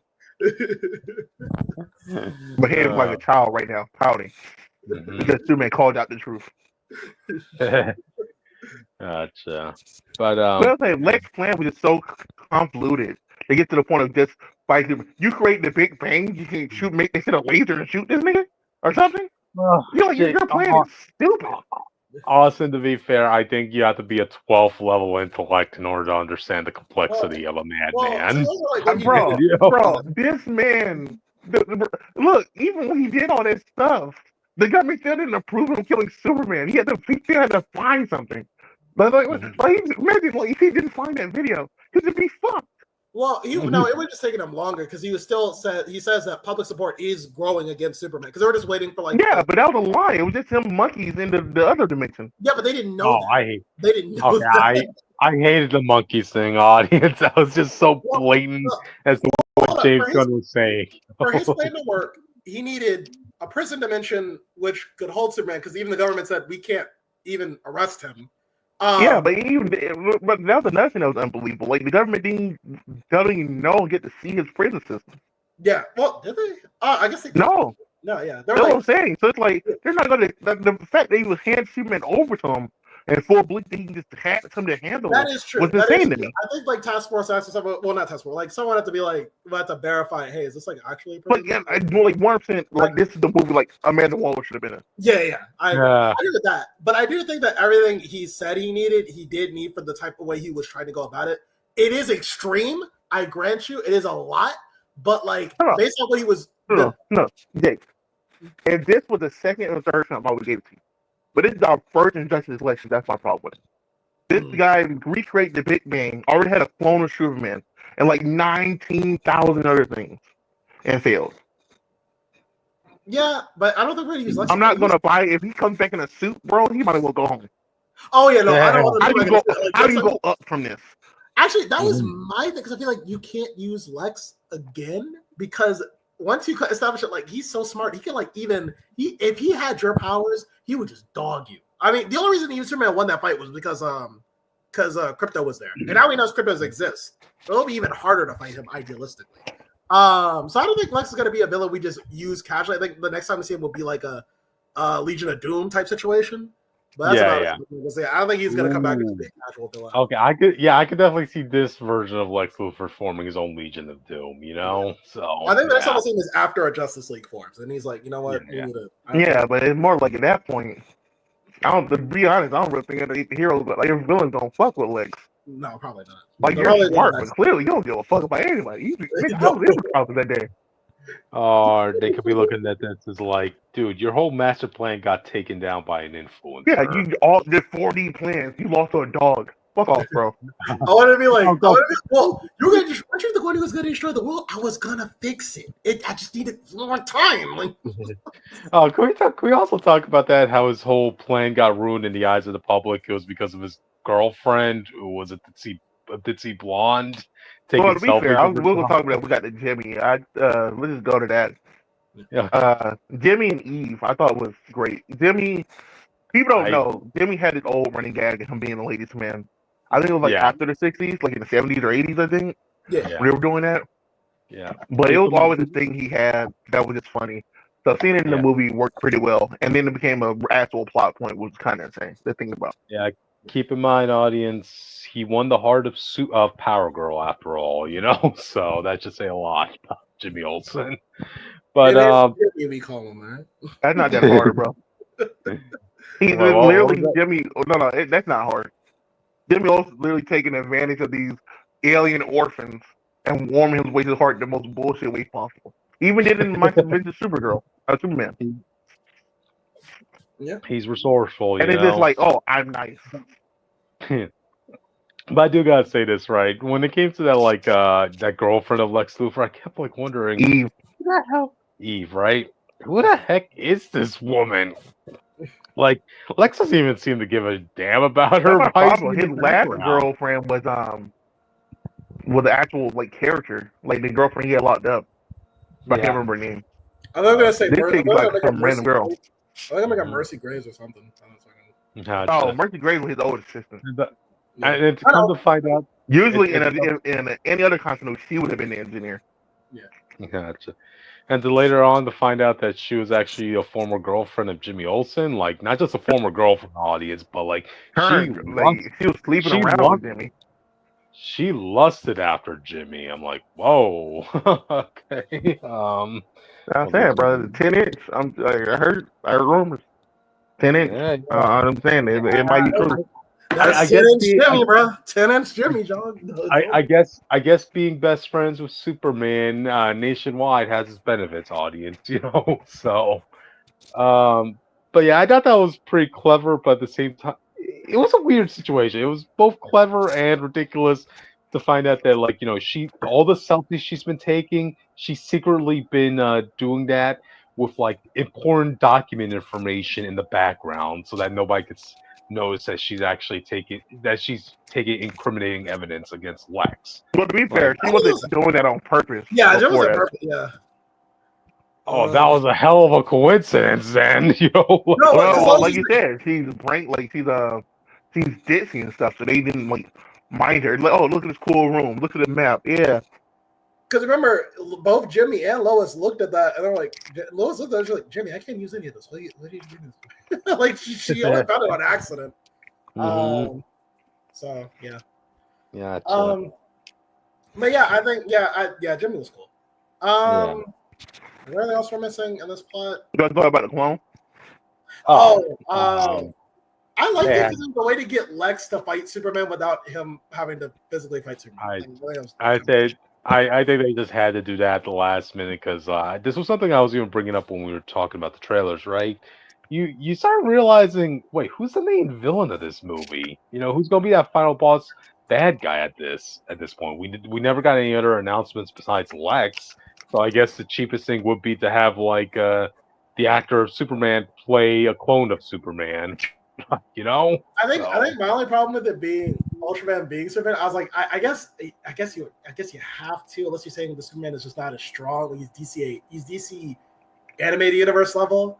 I think my problem is more part of me really wishes that was just Ultraman and that's it. Whatever that was. That was just a guy. I'm fine with it only because you could still do Ultraman later, like the Crime Syndicate.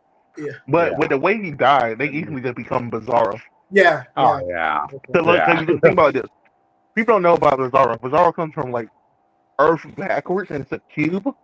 But also protons taking, protons from our Earth in cube shape, going through a black hole with a clone is, it easily makes that universe a real thing and have it connected to ours, like in a natural way. Oh, yeah.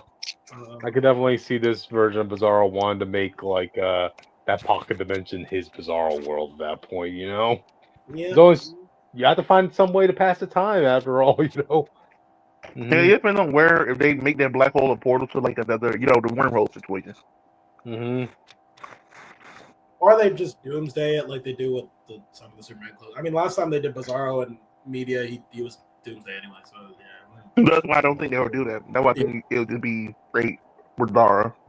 And even then, I don't think it's gonna be villain Bizarro. I think he'll start off as the villain, and then they'll do like the sweetheart. Actually, Bizarro's not that bad guy once you like learn how to. I'm not manipulate him, but talk to him. He'll help the Red Hood and the Outlaws. Yeah, yeah. I don't think he's gonna stay as though. I think James Gunn's gonna do something. Keep him around so he can do other stuff with him in other projects. Make him merchandisable.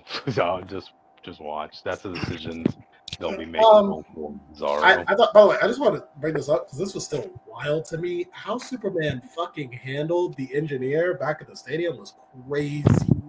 The way all he did was fall out the sky. No. When he grabbed that woman by the leg, because Bizarro kept coming after him, and he grabbed the woman by the leg and fucking triple slammed her into Bizarro. I was like, yo, chill. I would have quit. Hey, stop calling Bizarro, okay? That move always stuck in my head. I was like, yo, if Superman handled me like that, I would quit on the spot. If I lived through it. You got it, bro. You got it. Man. It's crazy. Dude, you can't quit on a job where that corporation owns your body, literally, man. Every part in that woman's body is a registered LexCorp product. You know that, right? I will say this though. I don't like her design when she goes full, tech base. Because I'm gonna be crazy. She looks like Livewire when she does that. She has the spiky hair. And I thought the wires was. I looked at it. I was like, I didn't realize I was muted. Where is that weird? Yeah, where is I was saying, I didn't really think it was that impactful a move. She immediately just gets back up and starts back fighting. That was that was a lame end just to have him fall to the earth and then pass out. And that's the last time we see her. That's the last time you see her in the film. Yeah, no, I agree. I was like, you don't even see her get arrested or anything. No, I agree. I think, but the reason the move shocked me is because I'm not used to Superman being that violent with someone who's not like dark side. Yeah. Kind of weird. Yeah, bro. She's clearly a Superman threat at this point, though. I guess so. I just think she was that durable. But I was telling her that I don't like the way she was designed when she hooks up. Because I thought I looked at her. I like the nano machines look bad. Yeah. It just, to me, she just looks like Livewire when she's in her nanomachine form. I'm like, oh, because she has live wires. I get, okay, we're doing some Marvel shit, I guess. So that's what I thought. But, yeah. We'll see her in the Authority, I guess. Yeah, true. Why? I don't know. Apparently, going to be she's a part of the Authority. They chose not to kill her for a reason, So no, she literally just disappeared. What the fuck happened to her? She's gonna be in the Authority because she's a character. She's her team is the Authority. But based on look, we thought Justice League supposed to be in here. Who these niggas? I don't know what Authority team he gonna be. Anyway, all right. Let's see. Anything else on this? No. We wrap it up. Yeah. But I already talked about that. We already talked about Supergirl stuff. I ain't really like her being drunk and stuff. We'll see more of her as it goes along. I will say this: she does, from what we saw already, right? She feels like somebody who would definitely go out with Lobo. Damn. I think they're gonna be friends at first, enemies later. I think they're gonna meet in the bar and party and stuff, but the reveal is going to be, I was hired to find you, by the way. Yeah. And I think whoever hired him to find her will be, that thing that will show us, the end game of, Phase 1. Where it's, Darkseid to try to get a Kryptonian. What is Brainiac because he wants the last of Krypton in a bottle. You know, his whole thing of putting cities in jars and shit. That's most like what happened to her city. People don't know the Supergirl stuff. The reason she's alive, if by the old comics, and most likely by this comic based on her age, is that when the planet blew up, the Argo city already had like a dome around it because Jor-El warned them beforehand, and they actually listened. So they survived the planet blowing up, and they survived in space for a long time. And then at the last minute, when they're about to get destroyed later or captured by Brainiac, depending on the timeline, they sent her to Earth again, which is why she's so much older. Mm-hmm. Well, younger. Oh, right. Whatever you want to say with her age. I don't know how you That's why she's hurt like the way she is. She was born later and not during Krypton. Yeah. Mm-hmm. But yeah, like I said, I really enjoyed this movie. No way I would enjoy. I enjoyed the Batman, which is good because that's why I feel like DC's at its best. Nah. I enjoyed the Batman better. Like I said, I don't know if I'm gonna see this film again. You know, I'll say this one has a more rewatchability factor for me than the Batman. You know, so the Batman's like really rewatchable to me. But I agree. That's not about Joker. I only seen Joker one time. I was like, that's still one of my favorite all-time films. Nah, I think Joker's one time. Joker's one time. Okay, but I also did want to mention the feelings of like our good buddy Philly Superman. You know, biggest Superman fan I know, right? He couldn't be with us today, but he did give us his thoughts on the movie. He loved the movie, and that the only negative he had was like, we're just nitpicks. That Crypto is not Kara's dog, which but yeah, a lot of times he is Kara's dog though. So they're not really. I do recall like he kept mentioning like no, Kara's animal has always been the horse, but they replaced the horse with the dog for obvious reasons. Okay, and that they went back to the Giants as the team for Smallville, which hadn't been used in forever. But I did see. Why is that a problem, though? I wonder. I hope I can talk to him at some point. Yeah. So. Yeah, that's just his feelings. He liked it overall. The Smallville Giants sounds dope. Yeah, the small town giant. It's a Smallville Giants. Yeah, Smallville Giants, bro.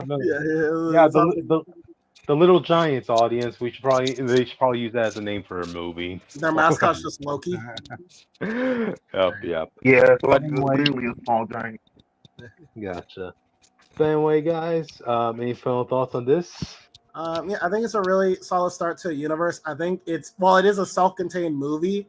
I think it leaves plot points that I'm actually interested. I have you know, sir, it wasn't the start to the universe. That's still Creature Man. Don't take that away from me. The opening act, the opening movie act. Okay, I think it's a really solid opening act for the movie side of things. I'm really interested in the plot points we could go because we could go in multiple different places. There are two things I feel like we really need to address. Some sooner than others, but I think Jessica did a really good job, and also he made Superman cool again. Okay, yeah, I got a text from somebody who was like from someone who I talked to who like is a Snyder fan, and they texted me. They're like, "Yo, I actually really love this movie. This movie's like fucking great." Oh, so like, wow. I do like that they're making Superman cool. Great. 3 cheers for James Wan. He made Superman great again. And I don't know that the message you want to go with this film. I will say this. I had a problem with this in Transformers. I still do. And this is a pet peeve of mine, but for some reason, James kind of just doesn't know how to use music. I don't know what to say.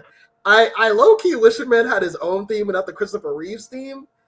But James Gunn knows how to use it. Is my problem. So it's kind of I don't know. It depends because literally it's a part of every OST in the soundtrack, and it was getting annoying for me. Yeah, if you have a listed OST, every OST has that in there. Okay. Okay. Gotcha. But I do know the scene the scene at the end where they do fight like the Raptors, whatever they're called. Like, that was a really good scene. So. Gotcha. But. No, you hear it in every part. When you fight the kaiju, all that. Just the startup part is in every OST. Whether it's slower or faster, it's all there.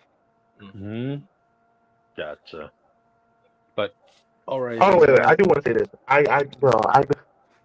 It still pisses me off that Rick Flag Sr. was here looking younger than his son. Oh, I remember seeing. Like, what was the point of casting him in the animated stuff so we can see what he looked like, and then making him like not even trying to make him look the same? Austin, like the actor actually had the comment on that, right? Because he was asked about this. How come your hair's not white for this film? And he's saying because like he was also doing like another separate project at the same time too. Would So you he couldn't commit to really. your Bro, I universe? don't care, bro. No, How no, no, about that? no, no, no. I don't care. No, no, no, no. That's not a reason. You could have put a wig. I do not care. Commit. Damn it. Henry Cavill put on a Oh. CGI mustache for a CGI. Oh, and that worked really great for him, didn't it? But, Right, but James? he No, tried. we He said, seen I will people, try. plenty of people, with full head of hair, put on a wig for a film. He could have easily did that. Try. Yeah, try. Damn it. Well, I mean, that project had probably had scenes with him that required him to have his natural hair, color. Yeah, that's why you wear a wig. Gotcha. Even But anyway, Superman has a wig on the film. Wait, Gotcha, so does but that anyway- mean next time we see him, he's gonna be silver hair? They're just gonna randomly, inexplicably just have silver hair because like one of them. He could be like, oh, I use just for men. Fuck off, man. yeah. I mean, I guess the stress of the job got to him. I don't know, man. Like, okay, yeah, they. I will be in agreement. They did kind of need. They should have given him a gray hair, man, dyed his hair. But again, other commitments. So what can you do? But all right then, guys. Yeah, that's it Yeah, for we our move audience. Glad you That could lasts stick a with long us. time.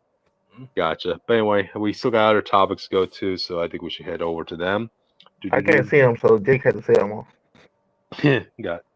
Gotcha. Oh, do you want to go on one of your topics then, Austin? No. I literally can't see the topic, so I'm saying, so Okay. y'all have to read them out. That's all I'm saying. Gotcha. All right. So the King of the Hill official trailer revealed, right? Okay. Invested in certain aspects, not invested in others. Like the whole Bill Dauterive situation. Like when you see Hank finally come back to his old neighborhood, and you see Bill for the first time, dude. You cannot tell me Bill's still with the army at that point. Like Was he is already out the army by the time the original show? no. In the regular show, he was an army barber. Oh, But you're regardless, right. Yeah. yeah. But regardless, he still needs to go through a fitness exam, right? When we see Bill right here, apparently after Hank Hill left, right after the Hills left, that really crushed Bill to the point where he got fat. He got like the Gandalf style beard. I'm like, dude, you got fat to the point where I don't even think you could walk out of your bed.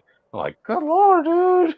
I know that's just played for exaggerated gags, but Bro, still, That's why man having all these sitcom shows when the main family moves. Like, damn, my whole life was just revolving around what they did.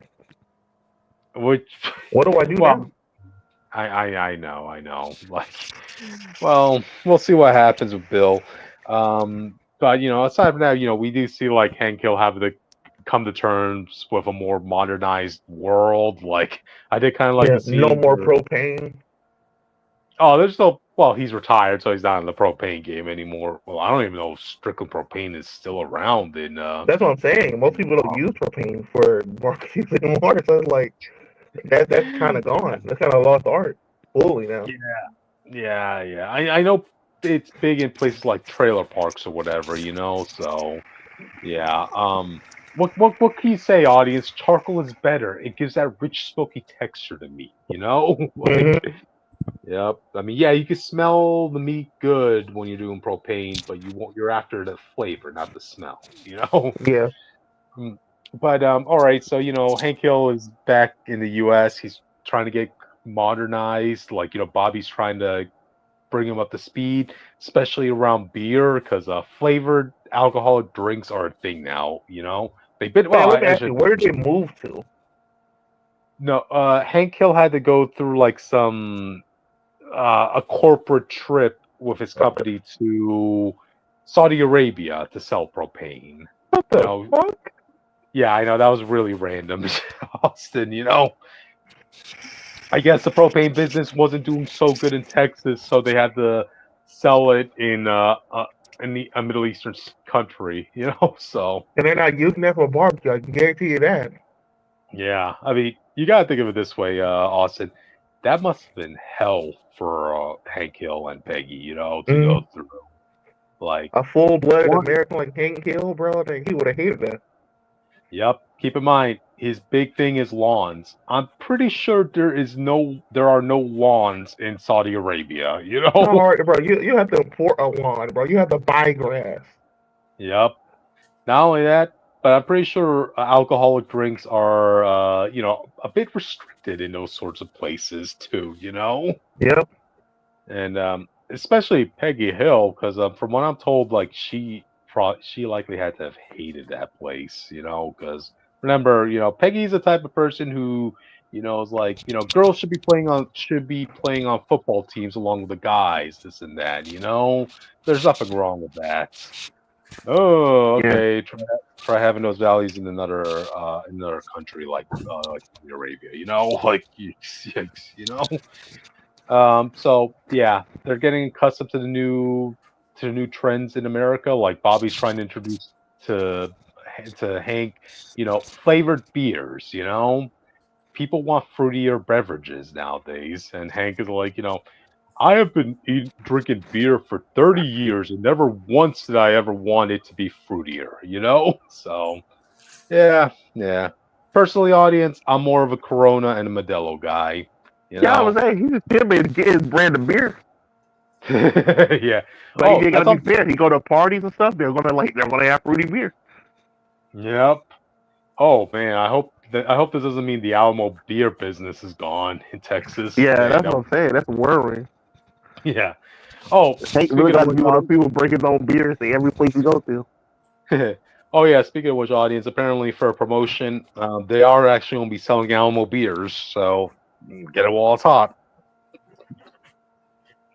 Oof. I'll try one. Oh yeah, same here. Another thing that seems like it's confirmed is that Hank's neighbor, what's his name, Con and Min. Yeah, they divorced. Like, That makes sense. God dang, oh, dang, I didn't see that coming. No. There's a lot of episodes where it feel like their relationship leading that situation. I do kind of remember that. I, I really because I don't recall. Like, It's like a lot of later season stuff, but there was an mhm, episode where they got into a big fight. I do remember that. gotcha. Yeah. Oh, and also it has been announced the voice actor they got to replace Khan. He's the same guy from Shang-Chi, the one that was in the fight ring that was introducing them to, the fights. He's the one that's like saying, "Oh, I know my ABCs." Let's see. His name is Ronnie Cheng. I don't know if you guys are familiar with him. So, Wait. So why did they have to replace him? well, because the voice actor for Khan was white. So they replace him with someone who's still not the same race? Yeah, yeah. Again, this we all kind of had to expect them pulling off that move. So I mean, in retrospective, if you look at Khan's character, okay, he's the foreigner, wants forcing his child to be a straight A student, strict with his studies. No. Okay, I get it, but it's like you're trying to do it for a statement. We can like do the full correct statement. yeah, yeah, I know. This Can was you the best thing. imagine like, oh, I can't let you play Cleveland because he's black, so I got a Chinese guy to play him. Oh yeah. Okay, yeah, I see your point there, Austin. Well, maybe you should have been on the casting committee. I So need to be. yeah, yeah. Okay, now here's the other part this is going to give a tear to everybody's eyes. Um, we do get our glimpse of John Redcorn. Man, I gotta say, he visibly aged. Like most out of anybody here. But more importantly, we do see the scene here where he's horseback riding along with Joseph on his side. And look, I was happy with how King of the Hill ended. A lot of people's characters got resolved, like even John Redcorn, right? He was able to settle down with his former girlfriend, who, unbeknownst to him, conceived a child with him. So he had his own child basically, to The grow and seed is raise with. strong with this one. I know, right? Yeah, yeah. Keep in mind, Austin, John Redcorn has a type. You know, when you look at Nancy and when you look at his Married and white. Exactly. There you go. So yeah, but the one thing we never really got to see was a moment between John Redcorn and Joseph. You know, and because like as far as Joseph's concerned, John Redcorn's a bit of a weirdo. Like, oh, Yeah, he was never able to yikes. really connect the dots. Yep. Very clear dots. Yeah, John Redcorn, I gotta say, you hold a lion's share in that situation with why you and your son never got to be that close together. I mean, come on, dude, you spent most of his life trying to fuck with his mom. Come on, you can't have buyer's remorse at that point. So so yeah, it does look like we're going to see a heartfelt moment where John Redcorn and Joseph are going to have like a ride with their horses together. I don't know how, but we did see in the trailer that somehow Joseph gets a horse as a present. Well, Joseph at this point is a grown man, so I can see him and God finally having that conversation at some point. I just hope it's Yeah. on screen. Like if it Mhm. happened in the past, I need a flashback. But I feel Oh yeah. like Well, they still this is had that conversation at some point, or at least they got a lot closer based on this. gotcha. Well, I mean, in the scene we saw where Joseph got the horse, we did see Bobby and Connie there, so and they were fully grown at that point. So this had to be in the present. Yeah, So it will. Yeah, it's definitely gonna be a maybe it's time for heartfelt them to have moment. the talk. Maybe because funny enough, I don't know if you recall this, Austin, but as far as Joseph is concerned, he believes he's indigenous based on Dale's side of the family. Anyway, Yeah, yeah, because Dale himself believes he himself is indigenous. anyway. I know, I know. Again, this is the hand you dealt yourself, John Redcorn, because there was like one moment where John was trying to get his son into like this spiritual quest that was like a rite of passage in his people. Long story short, Dale accidentally got into this vision quest thing and he got a I vision. remember that. I Yep. do He's remember like he's like telling John Redcourt, in my vision, I saw a man in a buffalo mask making love to my wife. And then when she gave birth to Joseph, Joseph was wearing the same buffalo mask. So the Buffalo Mask guy must be me, right? Yeah, that's one way of looking at it. Like, yeah. Yikes. Yeah, it's a weird situation to be in, audience. But yeah, between this moment happening and given the fact that the voice actor tragically died in recent events, yeah, it's gonna be likely to send off with John Redcorn's character. Did they address Bullhauser? Oh yeah. Well, we see Boomhauer. Bullhauser, yeah. Boomhauser, yeah. Boomhauer. Yeah, that's his name. Um, from what we saw in the opening, it seems like Boomhauer has his own wife and child.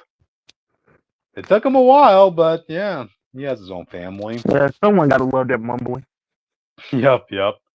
I mean, oh, and also we do see Bobby. Like, God dang, this guy has for a chubby kid growing up, like this kid has had a lot of lovers in his lifetime.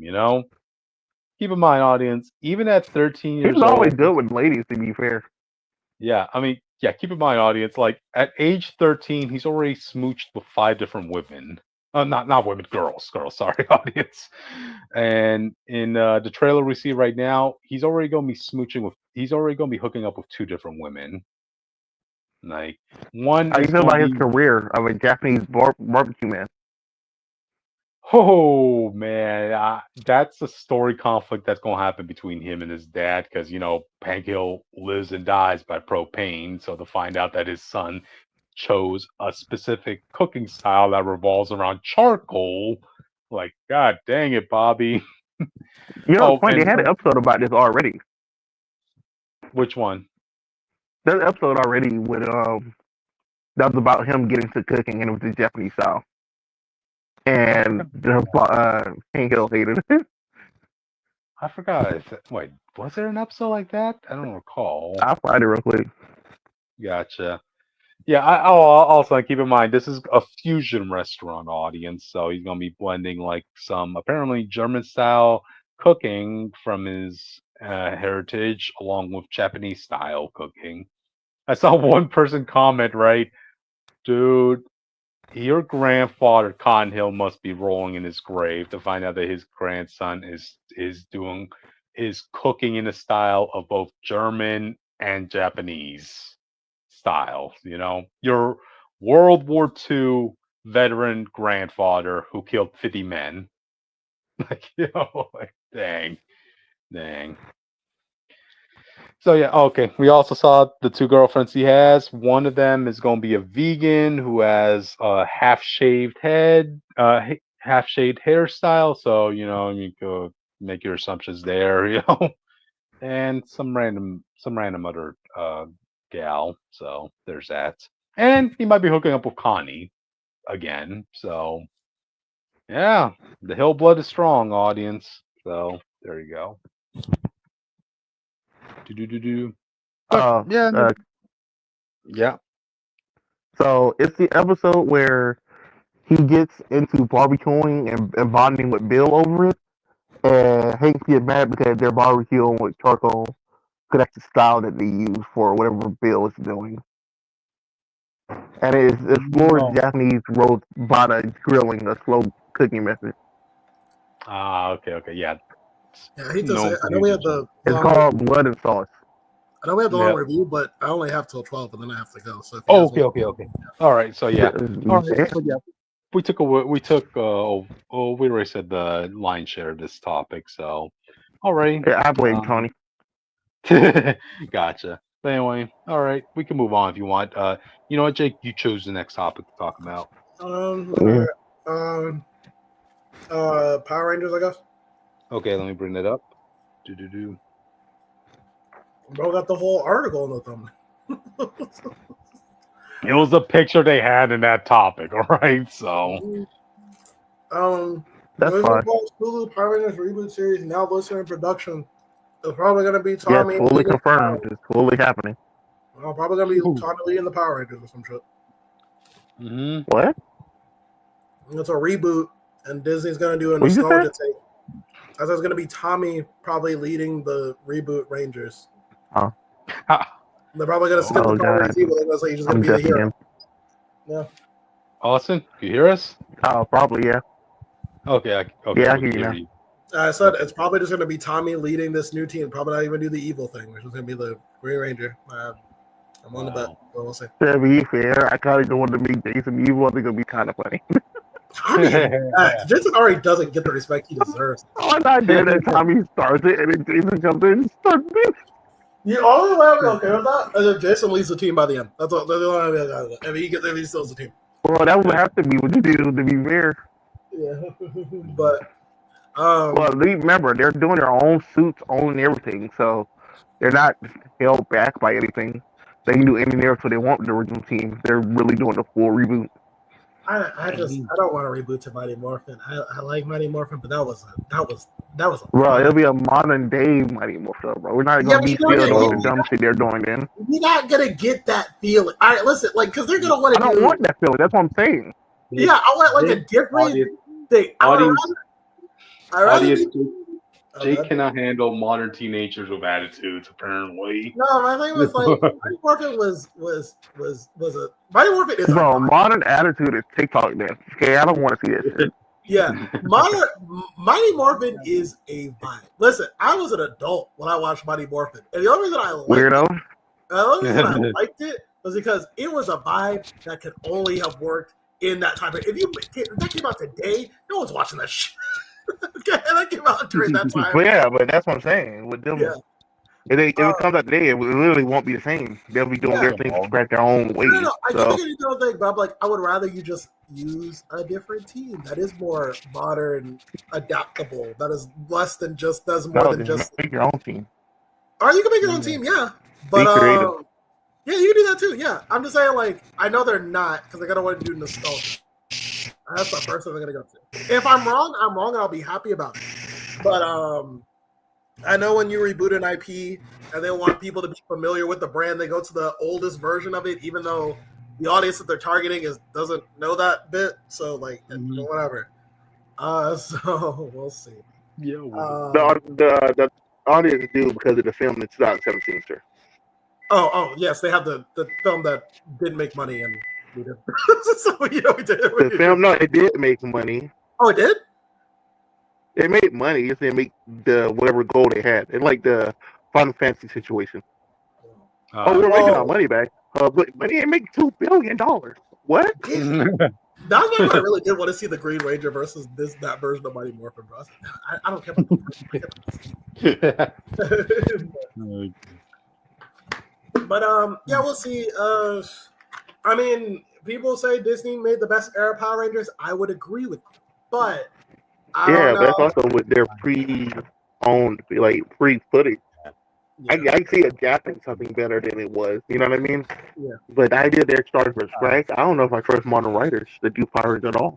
I don't. Unless you're like bringing the comic book people. Just wait until they go to the Power Rangers of the Multiverse. Then you'll get your Power Rangers back. I feel like, well, you say it's a new team. I don't think if they do it, I'll be greatly surprised. I don't think it's going to be. At minimum, it has to be a team that they've done before, because they. No, I'm saying it should be a new team. Yeah. I want it to, but realistically, it's going to just be a Mighty Morphin. Yeah. If they're brave, maybe they'll do not just SPD. They could. Don't say SPD because they're not going to do it. They could do. Wait, what's another team? If they'll do Time Force. If they're brave, they could do Time Force. Those Time Force out the gate makes it so you can do any type of Power team you want to do at any point, and then still have your Rangers show up. Yeah. They're a solid team too. I don't mind them. I just like SPD more, but they're a solid team. I don't mind it. Bring back the Virgil Abnett. Yeah. Only 5 kids with attitude from different time period and a grown ass man.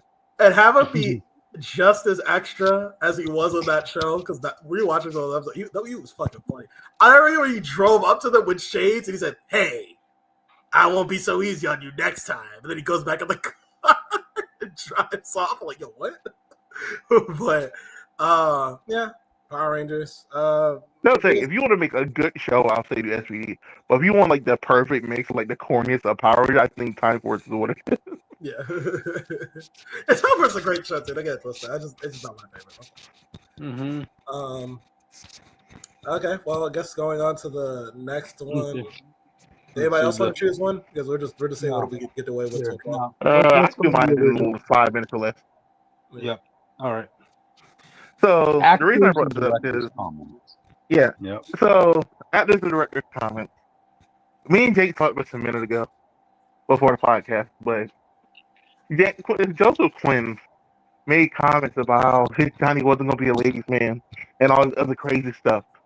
And I was telling Cryptids, that trailers clearly show that Johnny's still just Johnny Storm, where he loves ladies, he gets with ladies and stuff, and he's still flirting nonstop with like people. So it's like, what the fuck were these comments? I'm wondering if this is like a Rachel Ziegler situation where they looked at the reaction to those comments and they're like, okay, we kind of have to put in scenes to counteract that. No, I doubt it, because the scenes we've seen so far, the scenes in the trailer like very clearly intended to be in the film. Unlike the Rachel Ziegler situation, we don't have any reports of them like reshooting scenes. I mean, unless he was just sure that they weren't going to put in those scenes. Yeah, I mean, just because they didn't reshoot it didn't mean they didn't. They did multiple takes. Reshoots are like what they do after the production. So. No, what I mean is like with the way the scene flows, and based on other trailers, it's these scenes are so seamlessly involved. It's hard to imagine that they cut these scenes originally. Maybe he's just a talented writer, and the writer can. And like even stuff with Sue being the leader of the team, while it seems like she's the heart of the team, every trailer still leads to Reed being the leader. Right. Even with the TV spots, like when they're dressing in public like Galactus. It's like clearly still the leader of Reed. Like the leader still clearly Reed.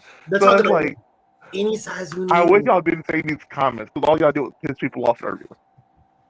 That's why I just don't listen to actors half the time, bro. Unless it's to talk on this podcast, I just don't give a shit what they say. They don't know. It's like we talked about on the podcast. Like, well, if you take it away, I was okay with them taking it away from Johnny to a degree, Cryptic didn't like it because he said it's a good point for him to grow from, and I was like, that's fine too. But even like he clearly had it, so like I don't know what the fuck people was talking about. I mean, it was just something that's a part of his character. Do you think it was the I forgot because Marvel, the studio that be like, oh, we do like this little clandestine way of filming. Oh yeah, bro, you think he got the fake script, bro? Yeah, that's what he was going off of. He's like, oh, it's possible because they weren't giving people like fake scenes and shit. Yeah. But then you had like the other part of the thing with the James Gunn situation. We kind of talked about the Superman review, so we won't have to go deep into it. But with the messaging and all the stuff he was saying before the film, he made it really hard to separate real life from this film. And I think that's going to like reflect badly on the film. Like sometimes some comments are better not made. Based on like every time. Like there have been so many movies now where the people commenting on their character have ruined the film. Like Cryptic said, Rachel Ziegler was like a prime example. Gal Gadot did it a few times before people just started hating on her because of her choice of life. Yeah. And like it happens so often now. I just wish they would stop commenting on certain stuff, man. That's all my top was about. Remember, like if it gets too spicy with their comments, like Disney will be taking control of their social media platforms. Yeah, but by that point, people don't care. Like that didn't say Rachel Ziegler at all. Yeah. Yeah, I think it's Superman's messaging was really irresponsible. In terms of should superhero movies tackle these topics, I think they can't. You just got to be responsible. Yeah, you gotta be responsible. Yeah. You know, it's gonna be weird in 50 years if public opinion on these two countries changes, and then we're going back to this movie and we're like, what the fuck is that? I can't believe it, bro. It was like full Palestine. It's like, yeah, what the fuck? People turn around like, yo, Israel was the good guy. It's like, gotcha. But we're only 2 weeks away from Task Force audience, so I'm still excited, man. I hope it's at least as good as Superman. If it's like 2 times worth of Superman, Marvel got to pack it up, bro. This is the first time they're fully competing with DC. We're gonna be great at the game. You gotta show still got it. The daddy Marvel still got it. All right, we still playing the Jets. Yeah, if this or like Secret War or Doctor Doom movie fail, it's over. Yeah, I mean, I'll keep this in mind. If the Task Force doesn't do as much as they expected it to be, they can always use the Superman excuse. You know, like hey. Two Juggernaut comic book movies because remember they competed with Batman vs Superman and won, so like they can't do that. Well, yeah, they had 3 weeks. They had 2 weeks post Superman. Superman hype should have died down at least some for Fans 4 to step in at this point. But to be fair, Superman isn't doing that great in China. So if Fans 4 win China, we'll be okay. That's because Superman didn't save China. That's why we always got to make our superheroes fight for China.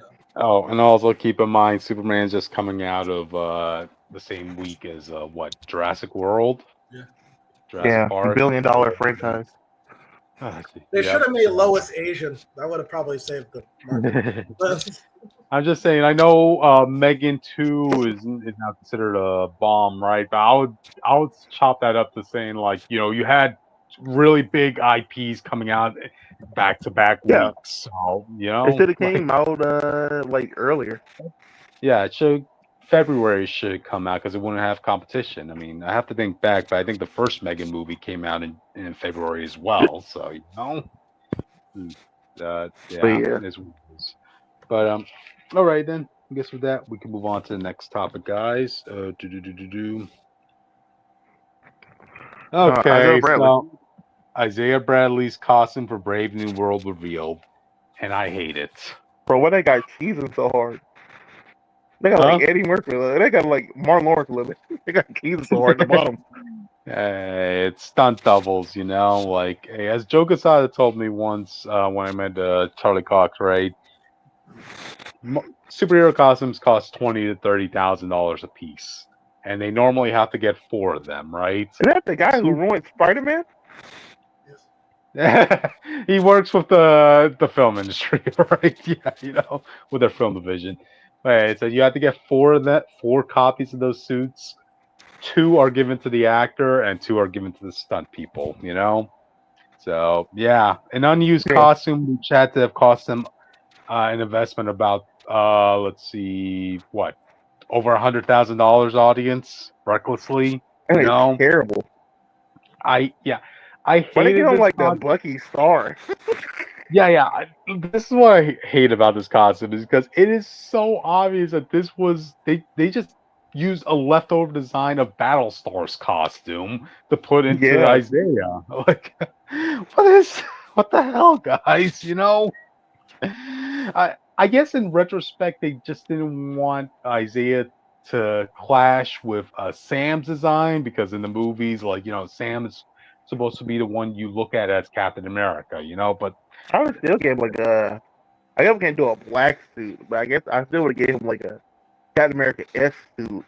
I probably like gave him like I would have let him keep his bandana light up that he had when he was Captain America at least. oh, that would have been cool, the bandana, and what, make his suit like a shirt, well, not a Yeah, shirt, but like, you can see his arms. What I'm trying to say, yeah. audience, like he had in the comics. This right here, it's just not doing it for me. And wow, this also I kind of like his coincides. arm part. I like he kind of reminds me of Bucky's arm for some reason. Like look how it looks. I know. Yeah, it was just a bad design. But what can you do? I can't believe the actor for Joaquin went out and stated, "Oh, people are just over exaggerating all the reshoots. This is something they do in Marvel all the time." Wait, so every Marvel movie we've seen, they basically spent twice. They basically spent like the budget of another movie twice for one movie. Also, is that supposed to be the Saber outfit? The Black Widow shit? Yeah. Oh, what? Roof, the one on the right. Yeah, that's Yeah, supposed to be her costume. Roof. that's terrible too. Yeah. Why they do like why they always go with like the angle penis design for these people? Like they the same thing like Ant-Man and the Wasp It was. on their Well, shit. people. Well, okay, yeah. Somebody in the costume department should have noticed that wasp. I'll give you that, Austin. But the one for Roof, I didn't really care about her costume as much as I didn't care about the character. Really, she was just The, there. the movie didn't care about the character. So there you go. No, yeah, it was just her size that was really throwing me off. Like, god damn it, like she's what, 4'8" in that movie? Like, damn, she's a very short Mhm. person. Yeah, but Black Widows would be some would be short. Yeah, I'm just saying, like, you have to pass off those fighting scenes to make them somewhat look believable. I seen that done with Scarlett Johansson, with what's her name, Florence Pugh's, even Dottie from Agent Carter, right? But the actress they got for a Roof, like, I don't believe that this is the person who's like, beating up these armed soldiers single Those handedly. should have had weapons and stuff, but they just tried to do hand in. Yeah, just the weight didn't feel believable in the in her blows is what I'm trying to say. So yeah, it's what it is. But yeah, Isaiah deserved better is what I'm trying to say at the end of the day, audience. So yeah. But anyway, alrighty then. With that, we can move on to the next topic. I'll save the ghost topic for tomorrow, so we can get into Yeah, 4 minutes, guys. Can we do it? gosh, yeah, we can do it. Imperial War, Imperial Guardians by Dan Abnett announced. Austin, this is your topic. I kind of forgot, but it's kind of interesting. Like it was just an announcement of another Imperial War thing. I wanted to talk about it just because we only got the Black Panther and She-Hulk spinoff things announced, Yeah. and with this whole new Guardians team, Cosmic Ghost Rider, it's supposed to be Captain Marvel. Looks like Yeah. That Captain was Marvel, supposed to be. Nova, maybe Star Lord. Like this doesn't look like a standard Guardian team. Okay, this is what the lineup is announced so far, right? It's going to be Captain Marvel, Gamora, Darkhawk, and Hey, Super Scroll. what the fuck? Yeah. I mean, I'm down, but like, Well, Super Skrull's gonna it's be part of the clearly thing, boy. like it's cool, I guess, but it's clearly not like the Guardians of the Galaxy. So Yeah. this is a big shakeup. This is probably the Hmm. biggest shakeup we had in a while when it comes to this type of Hmm. stuff. Yeah. So also this shows us that Carol's gonna have to lead the Avengers situation. That whole book probably getting canceled. I don't. I'd rather or the lineups just be shaken. You know. Yeah, but this is the leader, you know what I mean? So like usually when that happens, like that book gets canceled. This is where it pays to have another person who's also called Captain Austin. You know. Come Bro, they're on. not handing the team. They're nowhere to hand the team to Sam. After he single-handedly defended their home base from what's his name, the Masters of Evil, I would say yeah, you should give him a promotion after that, you know. No, So yeah, and looks like the person who's writing this is gonna be Dad Abnett. You know I don't what? know who that is. I'm more excited for this because Dan Abnett is the one who wrote that awesome Hercules run. You know, the one that completely Oh, changed the route of Hercules going forward. You know, the one where Hercules no longer wanted to be a joke anymore. You know, yeah, that can so be interesting. Just the team is real guards the Galaxy, so I want to mhm, see how it goes. None of the members exactly. you care about here, the most strongest person here, probably what Cosmic Ghost Rider. Oh yeah, that's the person I'm going to be reading this book for. You know, it's been a while since we've seen Cosmic Ghost. Oh, wait, no. Please do not pull a switcheroo on me, Dad damn it. Please do not tell me this is gonna be that that woman that became Cosmic Ghost Rider in that last Cosmic You're Ghost joking? Rider Watch book. it be Joe Gear. Oh yeah, Joe Garrison. It's gonna be either Joe Garrison or Little that female random chick, I remember. that random person of color woman who became Ghost Rider, which was a Was stupid. specifically somehow became Cosmic Ghost Rider. Yeah, that just was That was stupid as ridiculous. heck. Like, that's a failure of So it's understanding 12 why o'clock, people so are, yeah, why people like Cosmic Ghost Rider to begin with. You can spare 2 more minutes, Jake. So, I really can't. I'm sorry. okay. But anyway, audience, yeah, well, that's it for tonight. Thank you for joining us in our talk. blame And Superman for us taking so long. Hate yeah, him like Lex hates him. yeah. Okay, now we have to go Hey, find our Lex, how many monkeys. A's are in Superman? 1 A, 1 A, Mhm. 1 One A, A, 1 one A. A, one A. Mhm.